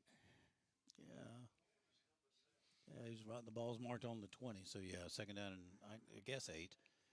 Again, from this angle, it's hard to tell where the sticks are sometimes. And sometimes the people working the sticks don't know where they go. So what can I say? Okay, here we go. Quick handoff up the middle, and he pushes forward. I couldn't tell if that was Caden Tatum or not. That was Portley once again, the ball carrier that time. Defensively for Jefferson at the bottom of the stack is Coben Tomlinson, one of their linebackers who came up and made the play. It'll bring up 3rd down from the 16-yard line. So he picks up 4. You know who we had not heard from tonight? Gibson. Yeah. I don't know if they feel like Jefferson we're going to be spying on him all night long or what, but haven't called his name yet. Quick handoff off the middle, and he pushes forward enough for a 1st down for Tatum inside the 10-yard line. That was Portley once again, and Portley found a seam between the guard and the tackle that time. Once again, offensive front for Tatum has got Freeman in the middle, Brody Downs and Rutherford at the guards, and they did a number on the the counterparts on the other side. So Tatum has got a first and goal at the 9-yard line. All right, the whole 9 yards, folks. Here we go. There's a snap, quick handoff up the middle, and they're pushing the pile forward to about the 5-yard line, looks like. It'll bring up second down. We're going to call it the 5, but he's inside the 5 a little bit. That was given to the first man through, and that may have been Peoples, but let's see who. Oh, Peoples is coming to the near side as one of the wideouts. Let's see if they're in that same formation and see who the fullback is that time. Bradley looking to the sideline for a change in the play. They're running motion to see the defense. Bradley looks like he's keeping the ball, up the middle, but they stuff him right there. He might have made it back to the line of scrimmage. That's going to make it third down. If you're just joining us, 8:26 left to go in the third quarter. Your score, Bulldogs 6, Eagles 0. But the Eagles are pressing toward. They're well into the red zone and pressing toward that goal line. So what do you call third and goal? 8:11 to go here in the quarter. As once again, the clock keeps running along as if they know we've got a 9 o'clock storm coming. Which, if that's the case, let it go. There's some. They're Caden Tatum, right side, touchdown. It's a touchdown. Touchdown, Eagles. At 7:51 in the third quarter, it's down at the end of the field that I can't see, but Caden Tatum takes the ball around what appeared to be the right side all the way in for a touchdown. Really good ISO blocks on the outside that time. And hello. Just letting you know. Thank you very much. Have a couple of friends up here on the wall crawling around. Zeke Lester is in to attempt the point after. The snap by Ziegler, the hold by Prince, the kick by number 88 just up from. It is good. The JV by Zeke Lester. The PAT is true, and the Tatum Eagles take the lead 7-6 with 7:51 to go here in the third quarter.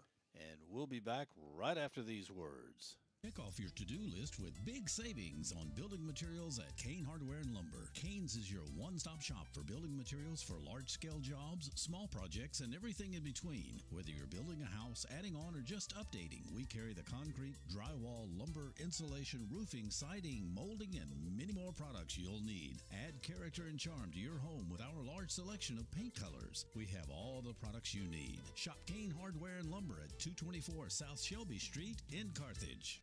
Kelly made him mad. Oh, I'm sorry, folks. There's a wasp in here. And we should have put the camera on us. That was funny. It wasn't so funny for me. No.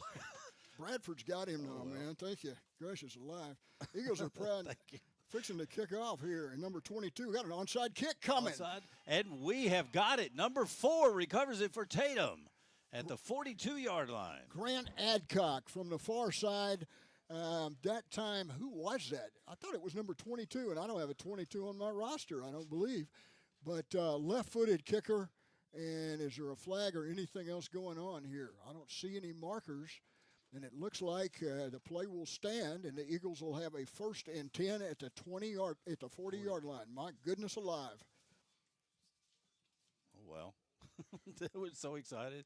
Between the Wasp and that play, well, don't drag him out. Let him stay up there. If he'll stay up there, that's fine. There are times in life when you wish you had a video camera on you because that was definitely one of those times. All right, 1st and 10 Eagles. There's the ball, handoff to the right side. Again, it's Portley. Yeah. And he pushes forward for a gain of about 5 on the play, so 2nd and 5. Alex Xavier Pryor, number 53, one of the defensive linemen, came up to make the stop. So the Eagles will be looking at a 2nd down. And the ball is located at the 35-yard line in Jefferson territory. Once again, 7:25 to go here in the third quarter. Tatum on top, 7-6. Bradley, quick handoff on the left side to Portley again, and he drives his way forward inside the 30, and that's enough for a 1st down. 1st and 10, Tatum at the Bulldog 29-yard line. You ever been to a professional professional football game and you don't have the best seats in the house. Matter of fact, you're down toward the end zone, and every time they drive down toward the end zone, that's the end of a quarter, so they go down to the far end. Yes. Yeah, well, that seems to be what's happening to me today. Where's the box? Where's the Wasp box? I got something even Here better. it is. Well, the Wasp has been sent to heaven. Okay, let's see what we were. Tatum Eagles have a first down. Yeah. We're too busy killing Wasp over here to know what's going on. The ball advances to the 16-yard line. Whatever it was a pickup of 13. First and 10, Tatum at the 17. Mark at the 17-yard line. Once again, 6:23 to go. Third quarter. Tatum up 7-6 with the football. Third quarter. I think we can relax now. I think that was the last Wasp that was. So, wow. All right, now Tatum's up again. First down. Let's get back into this game. Motion left. Quick handoff around the left side to Peoples. He pushes up to a wall of Bulldogs. Might get 2 on the play. That'll bring up second down. So that was number 8. You got that one? Number 8 for us? I think it was because, Peoples? and I think Corday Peoples was playing fullback earlier on that quick hitter. Yeah, there he goes. When they opened it because that was a successful play. The ball is located now at the 15-yard line. There's a gain of 2 on the play. Second down and 8. 5:35 left to go in the third quarter. Tatum's ahead, 7-6. Bradley under center. There's the snap. Handoff around the left side. It was to McAllister, and he's out of my view, so I look like he may have gained a couple on the play, but I couldn't tell. Yeah, I got it. He's inside. He's inside the 10-yard line to almost the 9, so he picked up 6 on the play. That'll bring up third down. Gee whiz, what are they going to say, 2 or 3? They're going to say 3, but it looks like it's a long 2 or a short 3. I hate tweeners. All right. Well, it's third Tatum down. Eagles with an unsuspected onside kick following their touchdown and conversion, and looking at a third down to keep this thing running. And somebody goes around the right side. Yeah, it's going to be a penalty. Yeah, there's a flag on the play. Okay. But it looked like he took did a nice run. He took it to the end zone. Was that Tatum? Caden Tatum? I can barely see the players, much less numbers. I understand. At least it's not raining. I think this is coming back. It sure looks like it. It's in the vicinity of holding. Personal foul. That's what in the world was? Chop block. Chop block. All right. Well, that pushes him back considerably to the 24-yard line. Third down. And what is that, 18? Yeah. That's, wow, hitting somebody low while they're already engaged high. Is that a good definition of that? That works for me. Third down. End around, that's McOut. No, that's Ziegler. Ziegler on the run. He's down to the 15-yard line. He picks up 9. Nice little pickup on the play. They're finally getting untangled out of the pileup there. So brings up 4th and 9. Ball marked all right on the 15-yard line. The near hash to us. Again, going right to left. 7:31, KGAS, FM 104.3, Carthage, Texas. For those of you listening on radio. And if you're not, then how do you know what we're saying?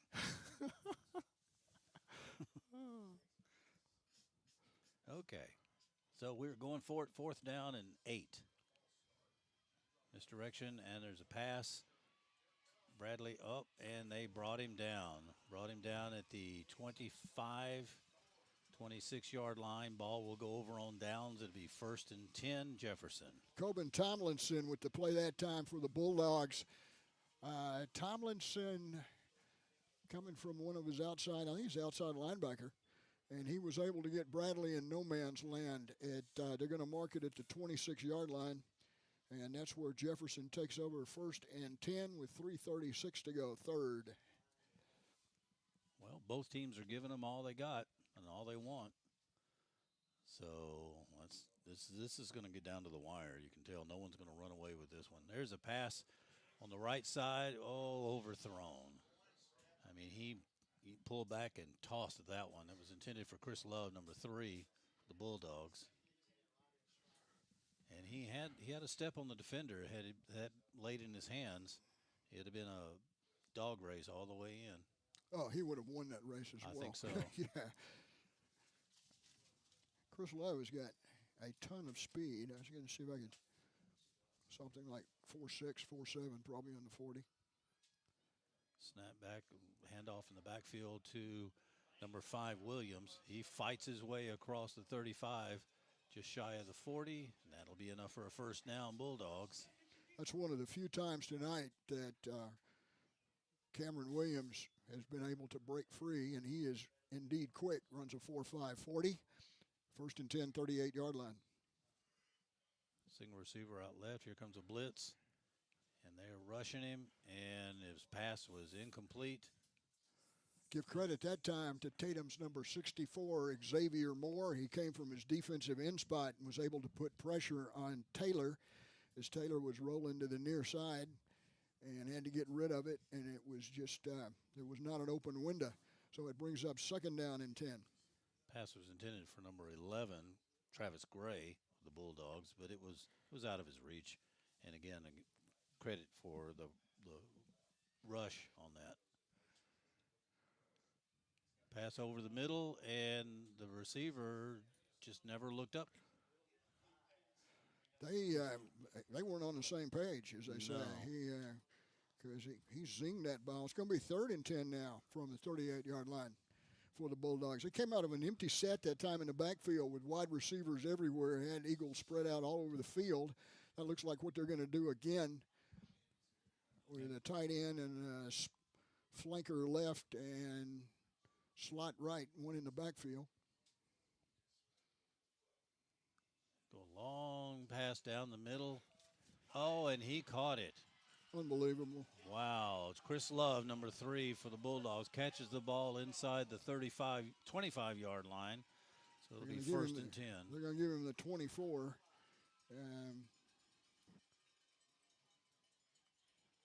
38 on the catch, pass and catch. He was defensive coverage. He was good. There's a handoff around the right side, and he tries to cut it back inside, and as soon as he cuts, he runs into an eagle. Well, there was an eagle chasing from the other side as Corday Peoples. The Eagles have been really good tonight about converging on the ball carriers from every available opportunity, and they've pretty much limited, I don't want to say that, Williams so far, but he is liable to burst out at any point in time. Snap back to Taylor. He's looking to pass on the right side. Oh, it's in and out of hands. I don't know if Caden Tatum got a hand on it, but it hit the intended receiver in the chest and spun around in front of him and just couldn't pull it back in. Well, once again, that's Travis Gray on the receiving end of that, what would have been a good one. It's going to bring up third down and 3. Well, if Tatum ends up pulling this off tonight, it just proves to the rest of the football world in high school that they can stand up to anybody out there. Twins to the left side. Solo out right. There's a snap. He's looking back to pass to the left side. He's got room to run if he wants, but he's got a wide receiver, just nobody within 15 yards of him. All the way out to number 3, Chris Love. It is a touchdown, Jefferson Bulldogs. Well, Chris Love that time lined up on the left-hand side, and somebody blew a coverage. Won't even hazard a guess as to who that might have been because he was all alone in the middle that time. And so it will go 24 for the score, and that kind of matches what they did earlier. They scored from 25. Now they score from 24. One of the defenders, I'm not sure who it was on Tatum, when the receiver caught the ball, turned around and threw his hands up like, I thought you were there. I thought you were helping. There was a timeout call by this other team, Jefferson. Yeah, that'd be them. That'd be them. So let's take a quick timeout. Kelly's Collision Center can now correct those flaws from minor to major. Kelly's offers complete collision repair as well as auto auto glass repair or replacement, all with quality and service guaranteed to please you. Kelly's Collision Center offers free estimates, and they're always first in quality and first in service. And we provide assistance with claim handling from start to finish. Kelly's Collision Center on Highway 59 North, just 2 miles north of the Loop, 903-693-2328.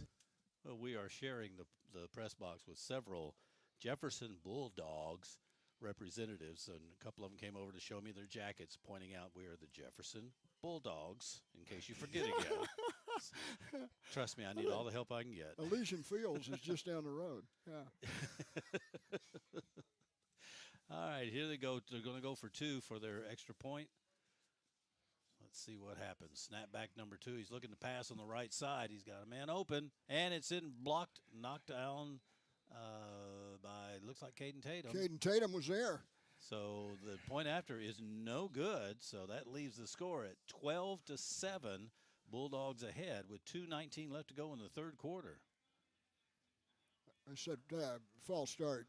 Jefferson, it'll be declined, obviously. And it was. They need to replace the batteries in their penalty flags, because I don't see them on the field at all. It's not Dayglow, is it? No, it's not.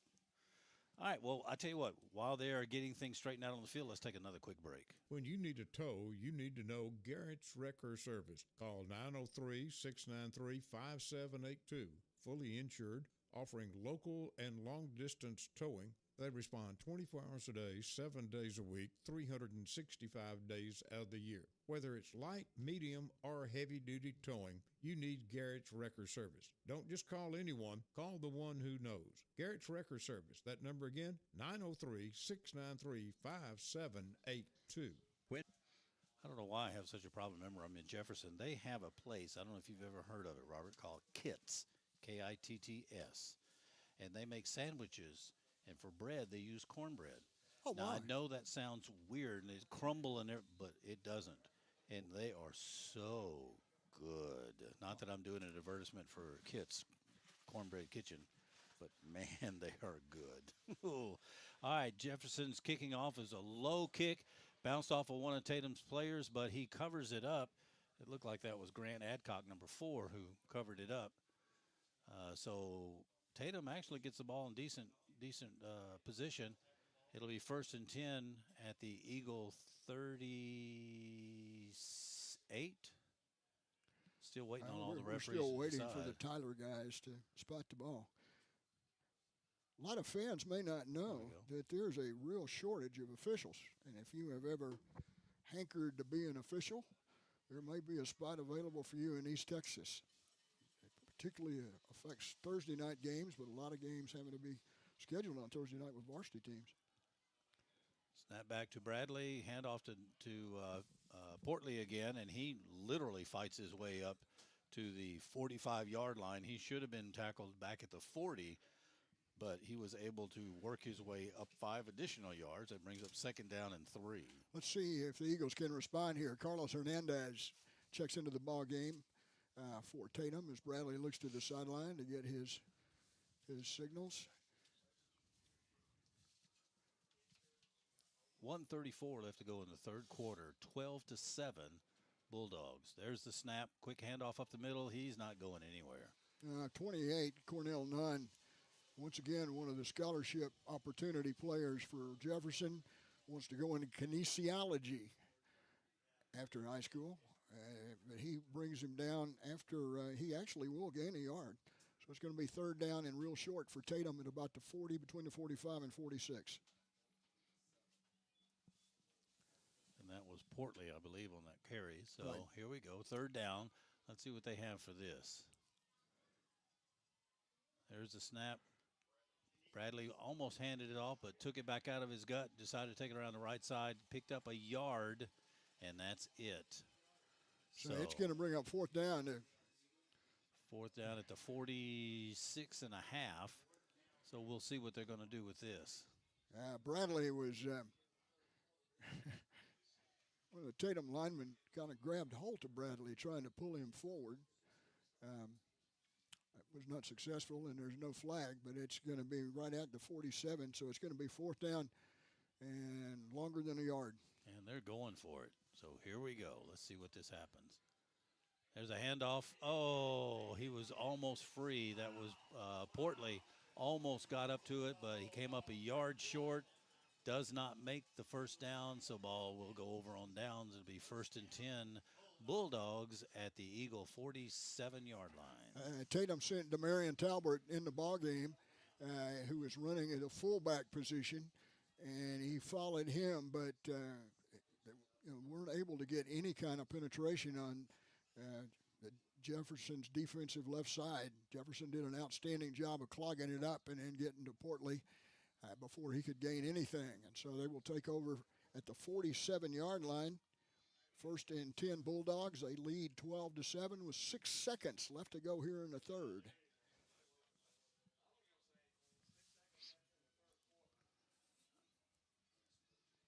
And let's see what they have to answer with this.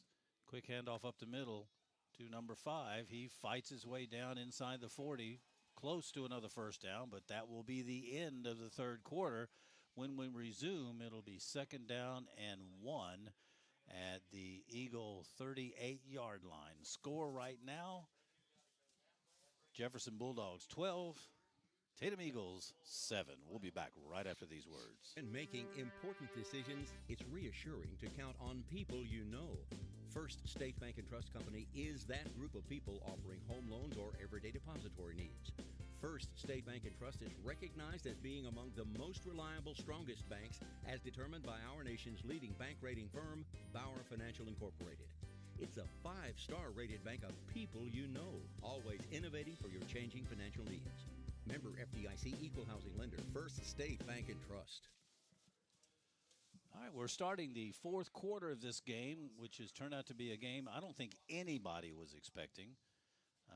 We were expecting a torrential downpour by this time. It hasn't happened, thank goodness, knock on wood. Here's a scoring recap for you real quick. Taylor to Chris Love twice for 25 in the first at 2:50 or a 5:20 of the first. PAT was no good, 6-0. Eagles answered 7:51 of the third as Caden Tatum took it home from 6. Zeke Lester's PAT, Tatum 7-6, and now once again Taylor to Love from 24. The try was no good, and you're up to date. It's 12-7 Jefferson as they come to the line. 12 minutes left to go in this game. 12-7. Both teams have, Jefferson only has 2 timeouts left. Quick handoff up the middle to Williams. He takes it and bumps it around the left side. He's got it wide open. And he runs it all the way in for a touchdown, but there is a flag on the play. Let's see what that is. I think this one's coming back. I believe it is. Let's see if he gives a preliminary. I don't know what that is. Well, it's holding, but he said he grabbed him and pulled him down, is what the official's trying to tell the Jefferson coach on the near side. So, yeah. He wanted an explanation, but he took it to the house. My goodness alive. What do we say, 4.5 speed? Once again, he is... It's holding against the Bulldogs, and one of the coaches I thought was going to go out and grab one of the players, probably the one who did the holding, and just give him a thrashing the way he walked on the field. Treat him like I was treated as a kid back in the 60s. It was legal back then. Oh, my goodness. So now it's 2nd down. You were just a 11. youngster in those days. Yeah. Oh, Talbert's being tackled back here. Is there a flag? I don't see one. And now there's 2 flags on play. There we Quarterback go. still has the ball, still spinning, still It's running. coming back. It doesn't matter. Right. Yeah. But they are pushing him and pushing him and pushing him. They're going to push him in for a touchdown the way they're going. It doesn't but matter. It doesn't matter. Yeah, It's all coming matter. back. They're going to hurt somebody in that pile. You know, all the people are excited in the field, in the stands, but it's all going to come back. I'll tell you something. After last week's ball game for the Tatum Eagles, Coach Keeling was talking about the guys that had done just an outstanding job, and he mentioned Demarion Talbert.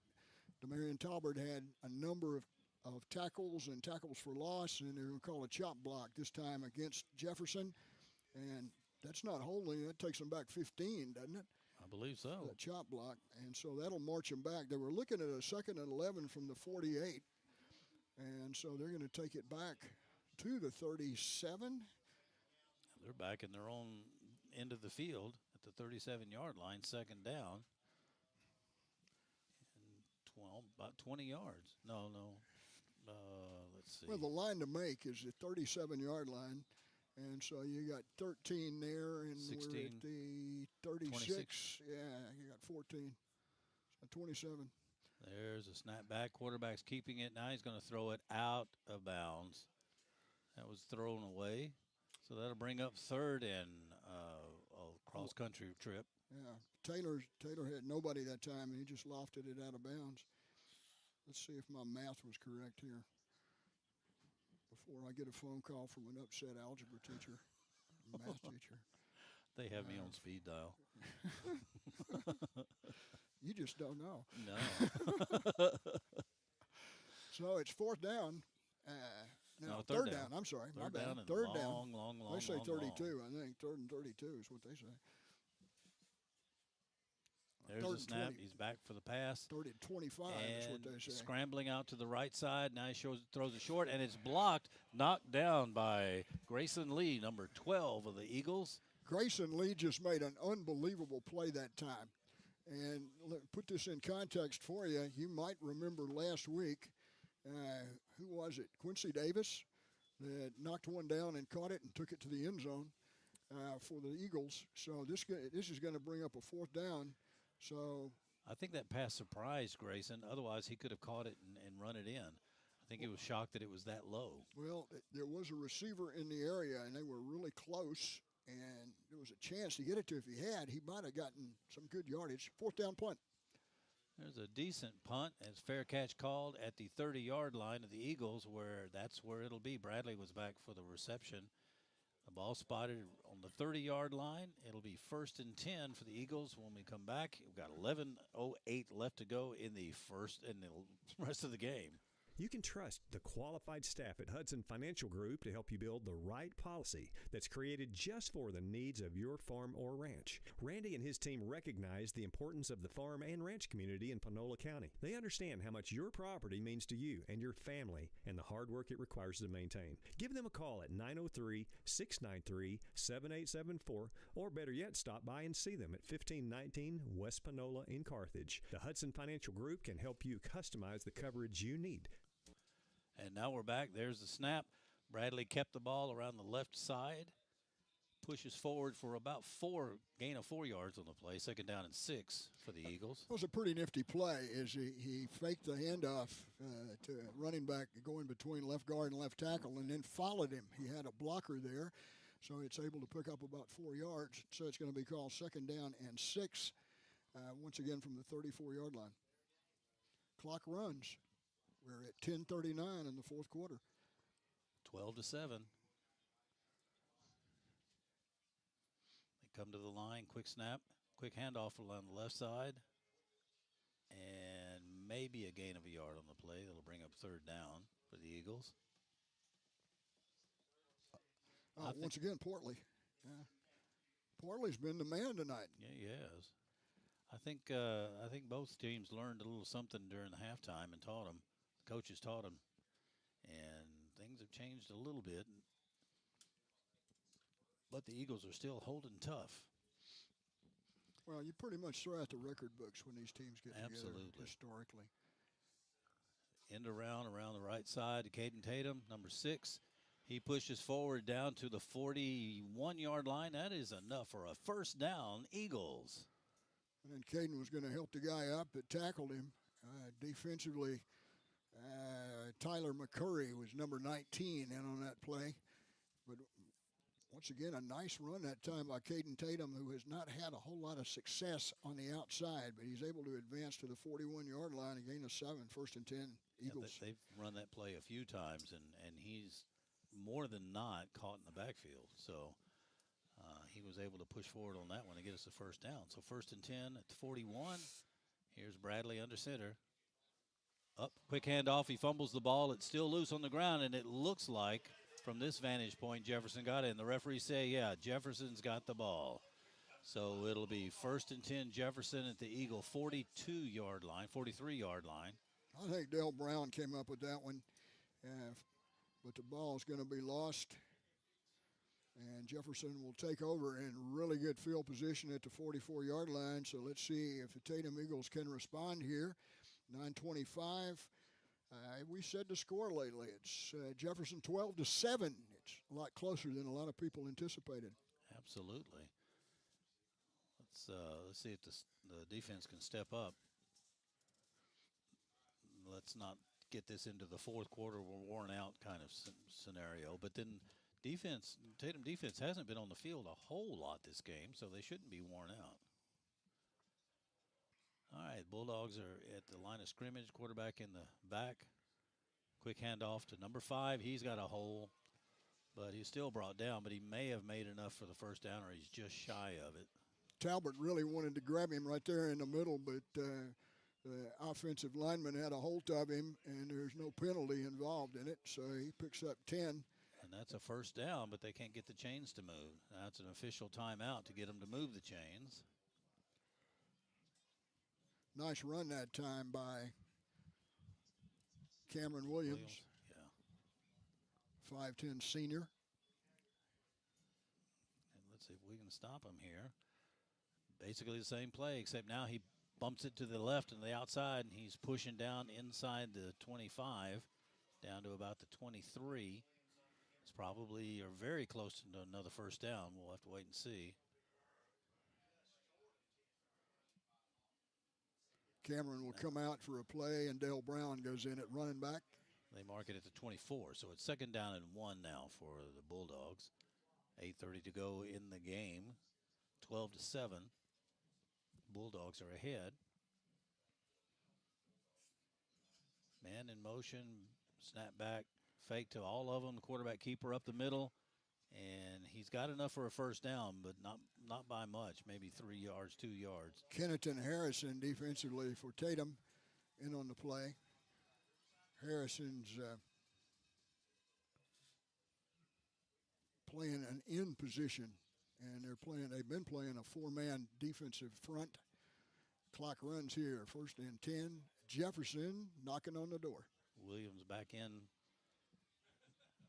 next to Taylor in the backfield. Got trips out to the left, solo out to the right. Handoff to Williams up the middle. He bounces off of his own player, pushes forward inside the 15. That'll bring up second down. Looks like it's going to be marked at just over the 15-yard line. Talbot defensively for Tatum that time. Even though he was retreating, he grabbed on and held on, and company came to help. But the ball's going to be marked at the 14-yard line. Second down. Trips to the right this time. There's a snap. Handoff again to Williams in the backfield, and he breaks through and gets inside the 10-yard line. That'll be enough for a first down. And the ball's going to be marked, looks like, at about the 9-yard line. So it's 1st and goal to go at the 9. He checks out. He's shaking his left hand. He changed direction on a heartbeat that time. And number 9 for Jefferson takes it home. That's Dale Brown as he followed his blocking on the right-hand side and took it all the way into the end zone from about 9 yards out. So touchdown, Jefferson Bulldogs. That'll make it 18-7 now with just over 7 minutes left to go in the game. Still waiting on the point after. Whether they go for 2 or going to kick it, we shall see. They are set up to do a kick, so we'll see if they're successful at that. Snap is back, and there's false start, so they'll try that one again. Ethan Maxwell is the place kicker. They just made his job 5 yards harder. But they're still setting up to kick, so we'll see if they do it. 7:02 to go here in the contest.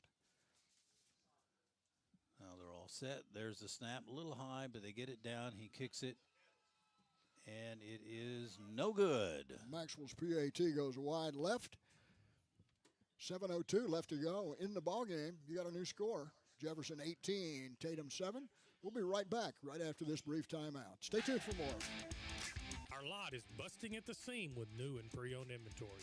Hello, East Texas. Will Blackwell here with Pippin Motor Company. New Chevrolets, Buicks, GMCs, and the nicest pre-owned vehicles around, all discounted and priced aggressively, ready for a new home in your garage. Come experience a better way to buy a vehicle today at Pippin Motor Company, just across from Panola College, or on the web at pippinmotorcompany.com. And we're back. Turnovers will kill you. Once again, the game plan calls for no turnovers and very few penalties, and once again, that proves to be a difference if you can't do that in playing a team with a lot of talent, as Jefferson has. So here comes the kick from the Bulldogs, and it's an end over end, gets down to the 17-18. Caden Tatum takes the ball around the left side. He's still going. He's down to the 40, down to the 50. Got one man to beat. Number 18, he's got him down at the Bulldog 31-yard line. So it'll be 1st and 10. Tatum at the Bulldog 31 with 6:52 left to go in the game. An excellent run back by Caden Tatum. It was. We kind of addressed that earlier, that that's the play that they like to run, and traditionally it's pretty well scouted, and they're not able to get the wall built on that side. But he was able to get to it. He broke a couple of tackles and is at the 31-yard line. Jefferson coach is out to the numbers, encouraging his defense. Only reason why there's not 6 more on the board right now is because of the speed of Jefferson. Oh, yeah. Otherwise, Caden would be down there. Lamarion Douglas in particular, who brought him down. All right, here's Bradley under center. Hand off up the middle and nowhere. Back to the line of scrimmage.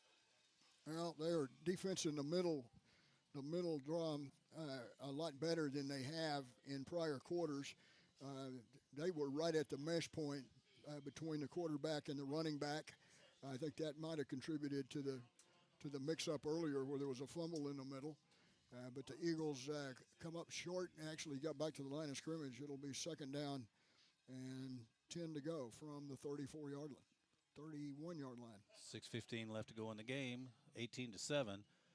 Here's the option. Pitch out to Caden Tatum. He takes the ball, cuts it inside. Now he's on a foot race all the way into the goal. He's getting in there for a touchdown. Tatum for Tatum.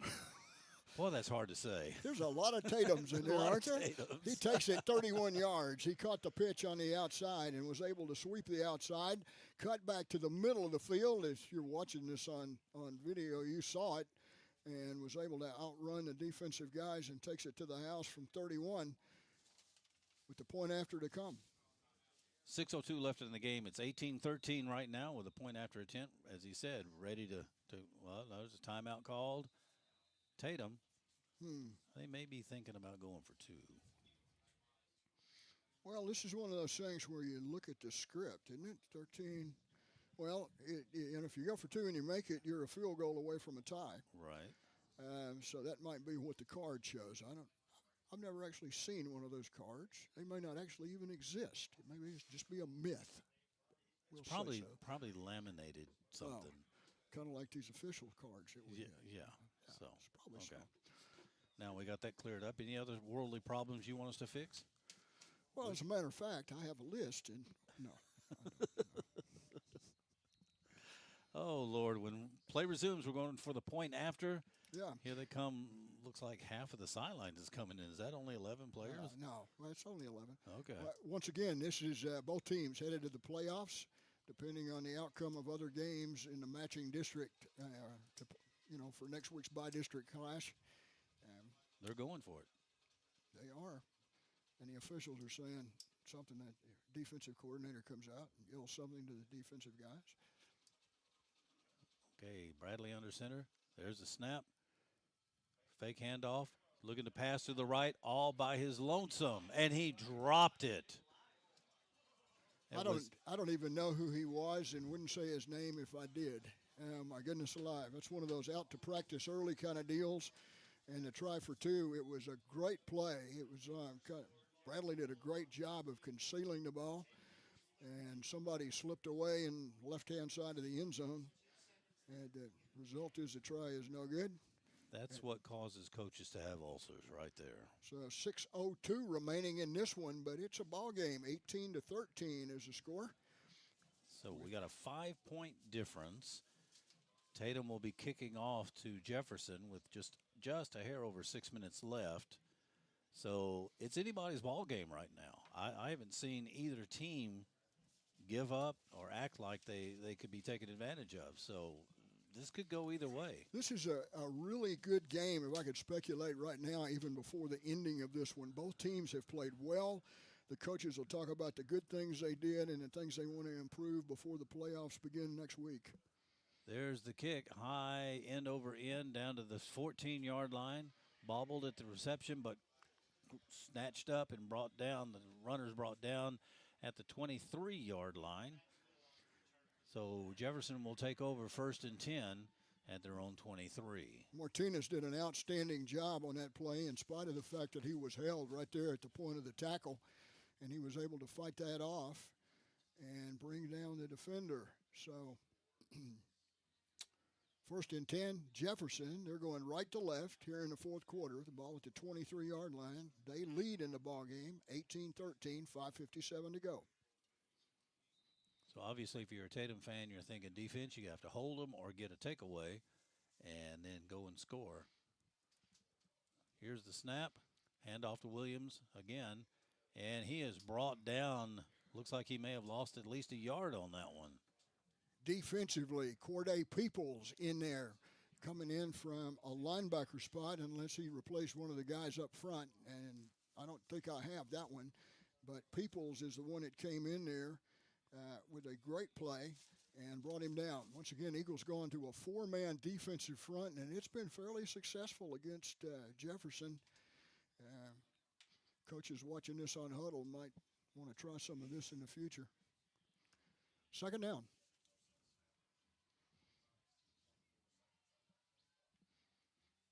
Going back for a pass. Looking to the right, looking to the left, have all the time in the world, but now they converge on him and take him down. How do you do? Just plenty of time back there, but suddenly the time ran out, and it looked like, I thought perhaps he had fumbled, but number 78, big number 78, Kingston Nelson, was able to be there. He's going to ETBU. He's one of the seniors that's graduating and staying here local. Ball's marked on the 15-yard line. Have to make it out to the 33. Back to pass again. There's number 3 out in the flat. Caught the ball. He's missed 2. And he's going to have his first down. He's going to get the ball at the 40-yard line. I thought he stepped out before then, but apparently the zebra standing on the sideline didn't. So he's going to make it to the 40-yard line for a pickup of 35 on the play. And he should have been caught. He should have been down before the first down because we missed 2 tackles on that one. But we can still take care of this right here and right now. They're rushing him. There you go. You had him. There you go. Quarterback with a quarterback keeper, and he's liable to get back to the line of scrimmage. They won't give him much past that.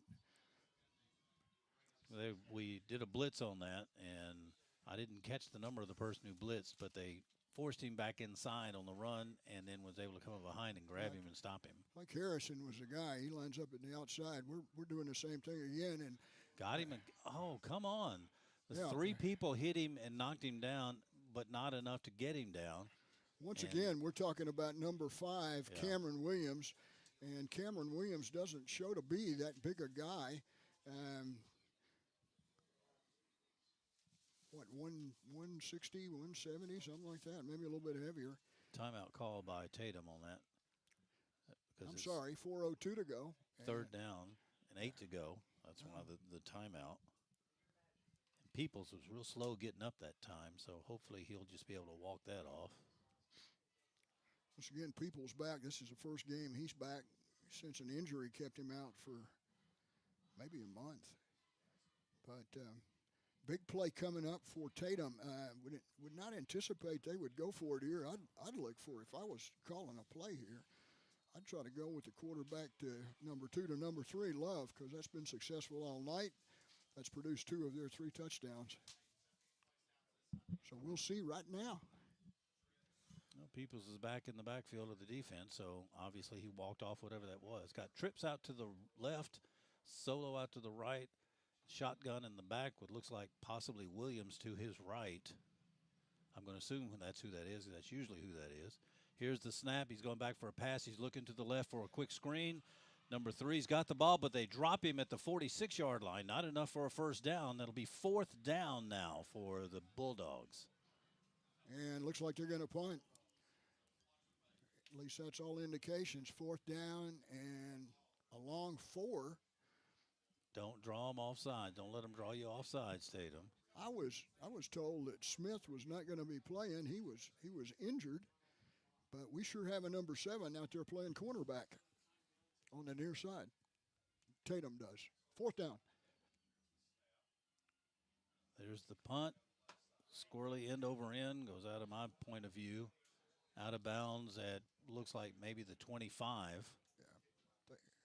Somewhere in that neighborhood anyway. I'm not sure he's sure yet. But they're going to say. They're going to flip the coin to figure out where it goes, I think. Tatum Eagles take over. They got a chance to do something. They got 3:18 left to go here in the ball game. They will take over at their own 23-yard line. They're going left to right. As you're watching, they're dressed in white and green. They're the visiting team up here in Jefferson. A beautiful night for football. It's about 9 after 8. Storms are not supposed to come until about 9. So. And we got 3:18 left to go. Scores 18-13 Bulldogs, but we have just enough time for us to march down the field and score and win this one. Let's see what happens. Bradley under center. He's keeping the ball around the left side. Gets maybe 2 yards out of it, and it'll bring up 2nd down. This is one of those things, if you're watching maybe on a Sunday afternoon, where the team is going to try to use all of the 3 minutes left in the game, drive down the field and score, and not leave the other team any time to do anything. So perhaps. It's like we're at a professional football game. Guys down there, no shirts, spells out dogs, and none of them are over 12 years old. Quick handoff around the left side. They stop him at the line of scrimmage. Bradley was a ball carrier that time, and defensively, I don't have a 63. Must have been 53. Pryor, I think, was the one that stopped him, but the play fails to gain. It's going to be marked. Well, he gave him the 25, so they gave him a gain of a couple. So it's going to be, but it still looks like third down and 8. About 8, yeah. We got one receiver split far right, one short left, but he goes in motion. That's McAllister. And a pitch out to McAllister on the quarterback option. He gets plastered at the 27-yard line. Officials come running in. Wonder what that's about. So McAllister does not have the corner. Great pursuit, far side. So this I'm going to say 12 was over there, Chance Washington, but it's going to bring up still 4th down. We got $1.46 left to go. So it's going to be interesting. I've got to believe they're going for it here. And I believe 4th down. I believe the Bulldogs will be looking for something. I don't know if they'll blitz on this one. He must have gone out of bounds. That's all I can figure. Because the clock went back to 1:59. All right, well, here we go. Quick pass, almost busted. No, 14 McAllister. He is dropped before the line of scrimmage. Ball goes over on downs. Jefferson Bulldogs will take it at their own, at the Eagle 21-yard line, 1st and 10. Bradley got smothered that time. Speaking of smothered. Another one of those pesky little wasps.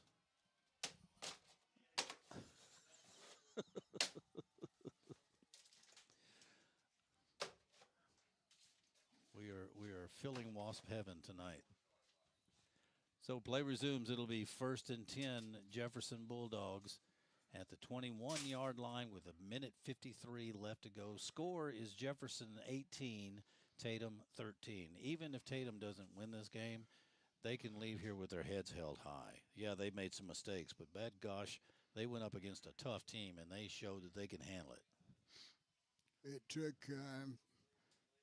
toward the last play before Jefferson was able to win last week against Liberty Ilo to remain undefeated. They are 9-0 and 5-0 in district.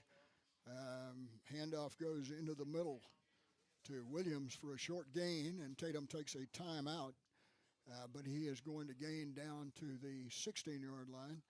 They're resetting the play clock back to 25. Calling timeout. Let's see what the official has to say.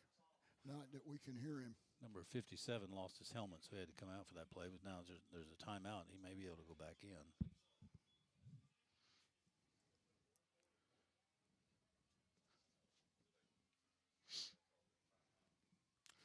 Well, here we are. We don't know about next week. There are other teams in the opposing district that are playing tonight that will determine the matchups. Once again, the top 4 teams coming out of this district are Jefferson, Liberty Ilo, Atlanta, and Tatum, and they will advance to the playoffs.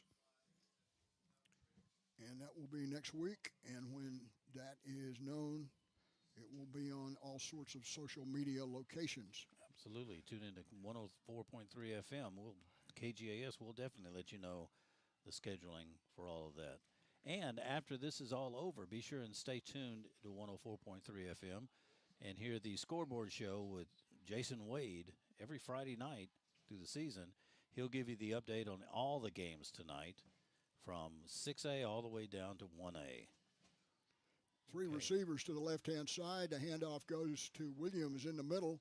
Off right tackle, he's going to be close to his first down, but he's going to be short. Jefferson spread the field that time. Once again, 3 receivers to the near side. There were Eagles everywhere, but the interior defense was able to bring down number 5. It's going to bring up a 3rd down and about 2. Maybe, so let's give him 2 on the other gain. And the ball is going to be located at the 13-yard line as the Bulldogs go back and huddle as the clock is at 1:07 and counting in the 4th quarter. Tatum completely out of timeouts. Jefferson has 2 if they need them. Here's the snap. Handoff again, and they smother him in the backfield, bring him down at the 17-yard line. That brings up 4th down. Quincy Davis, one of the linebackers that time, got in there on him, as did Harrison, number 18, and there's an Eagle down on the play. Officials stop the clock here for an injury timeout. 40 seconds left in the ballgame. So we need to take a short break. Yeah, let's take a quick break. We'll be back right after this. You thought the best prices on televisions were at the box stores? Wrong. Check out these prices at Carthage Furniture. A 32-inch TV at $199. A 55-inch TV just $399. A 65-inch TV yours for $519. Want something bigger? A 75-inch TV, just $699. Or the big one, 85-inch TV at $999. Carthage Furniture equals free delivery, and Rosa and Lena speak Spanish. All right, we're back. The injured player got up on his own power for the Eagles and walked back to the sidelines by himself. I think the first RCA television that came out had a 12-inch screen. That's measured diagonally. I thought they were round back then. Televisions have grown appreciably since that, haven't they? Oh, if my father was still alive, he'd have a 127-inch TV in his I guarantee you.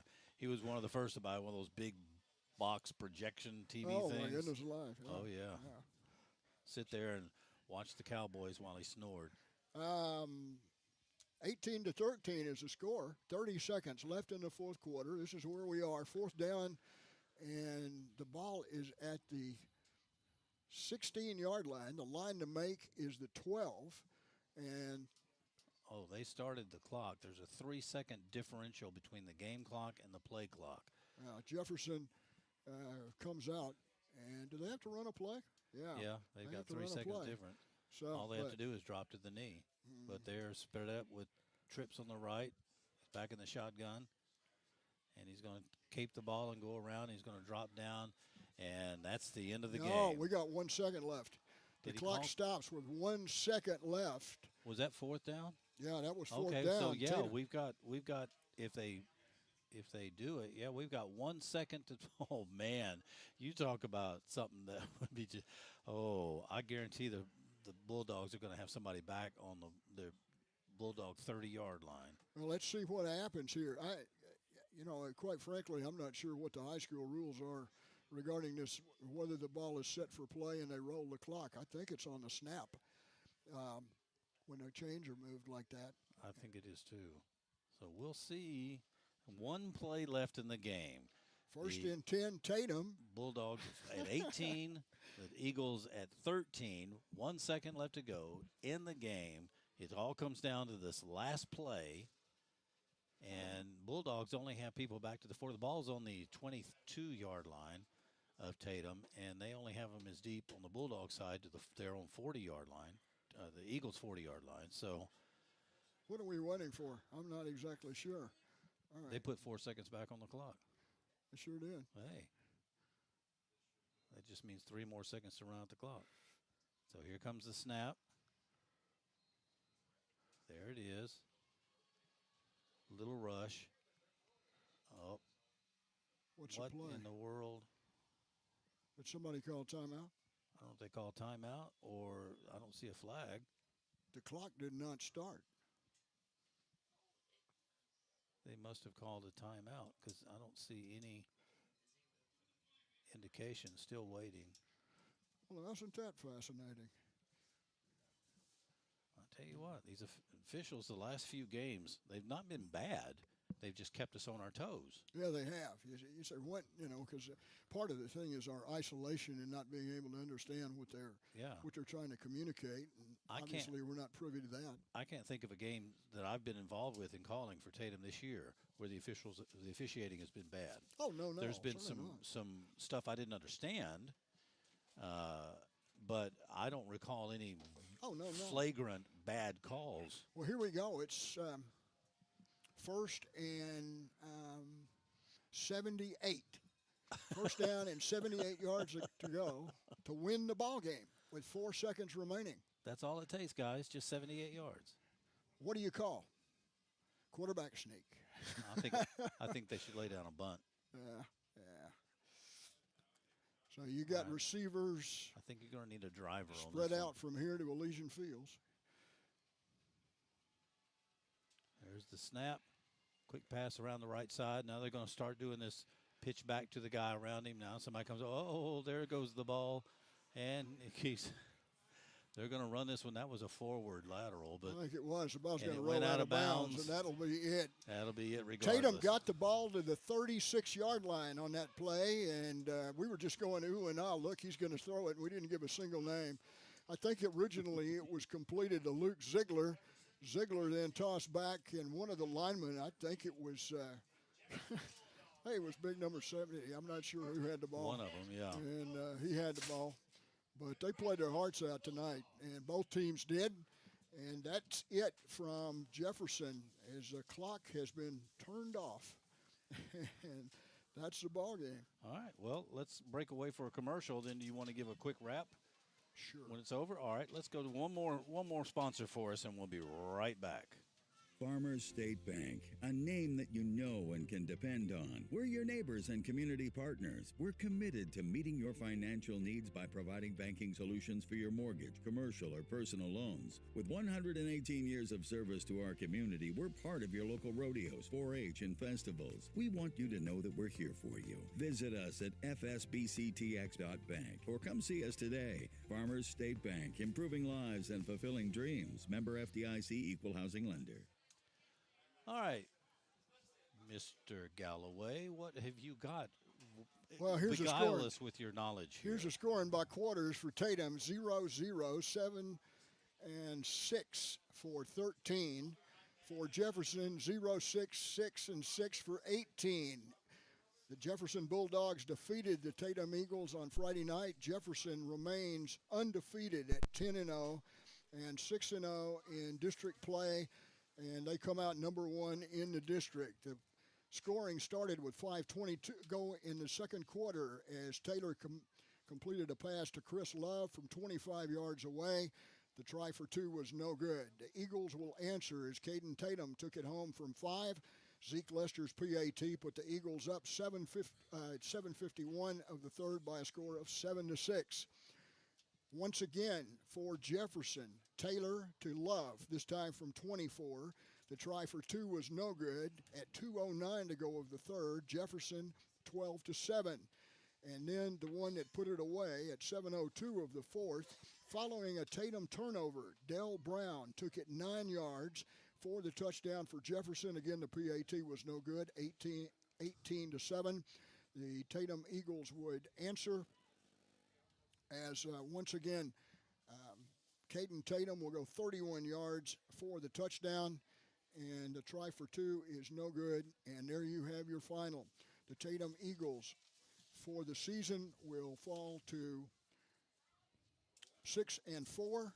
They will end up 3-3 in conference play, but both teams will go to the playoffs at times and sites to be determined.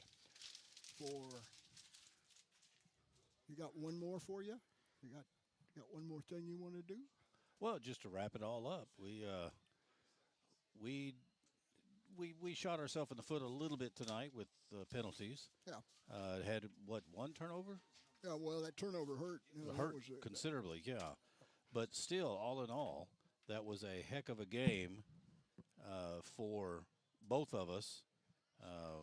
Tatum does not need to leave here with her head hung low. Well, they had an outstanding game plan, and they executed it well, and the score is indicative of that. Absolutely. And we've had a good time, and we'll find out where the Eagles and where the Bulldogs are playing next time. We'll let everybody know. That's right. Now, again, you need to listen to right here 104.3 FM KGAS later, probably pretty close to when we sign off here, because Jason Wade will be bringing his scoreboard show with Josh Good working with him there in the studio, and they're going to let you know what happened last night and tonight regarding all the high school games all in our area from 6A all the way down, and maybe even have some information about who's going to face whom next week when the playoffs begin next Thursday night. So your end score was 18-13, Jefferson Bulldogs over your Tatum Eagles. That's the last game of the regular season, and we will be back with you next week. Be sure and tune in to 104.3 FM during the week and find out what night, what time, and who we're playing, because we're going to be there and we're going to shine. I promise you that. So I want to say thank you again to Mr. Robert Galloway and Mr. Gregory Bradford for all their help here this evening. I hope you had a good time listening to us. We look forward to being with you again next week. Until then, be safe.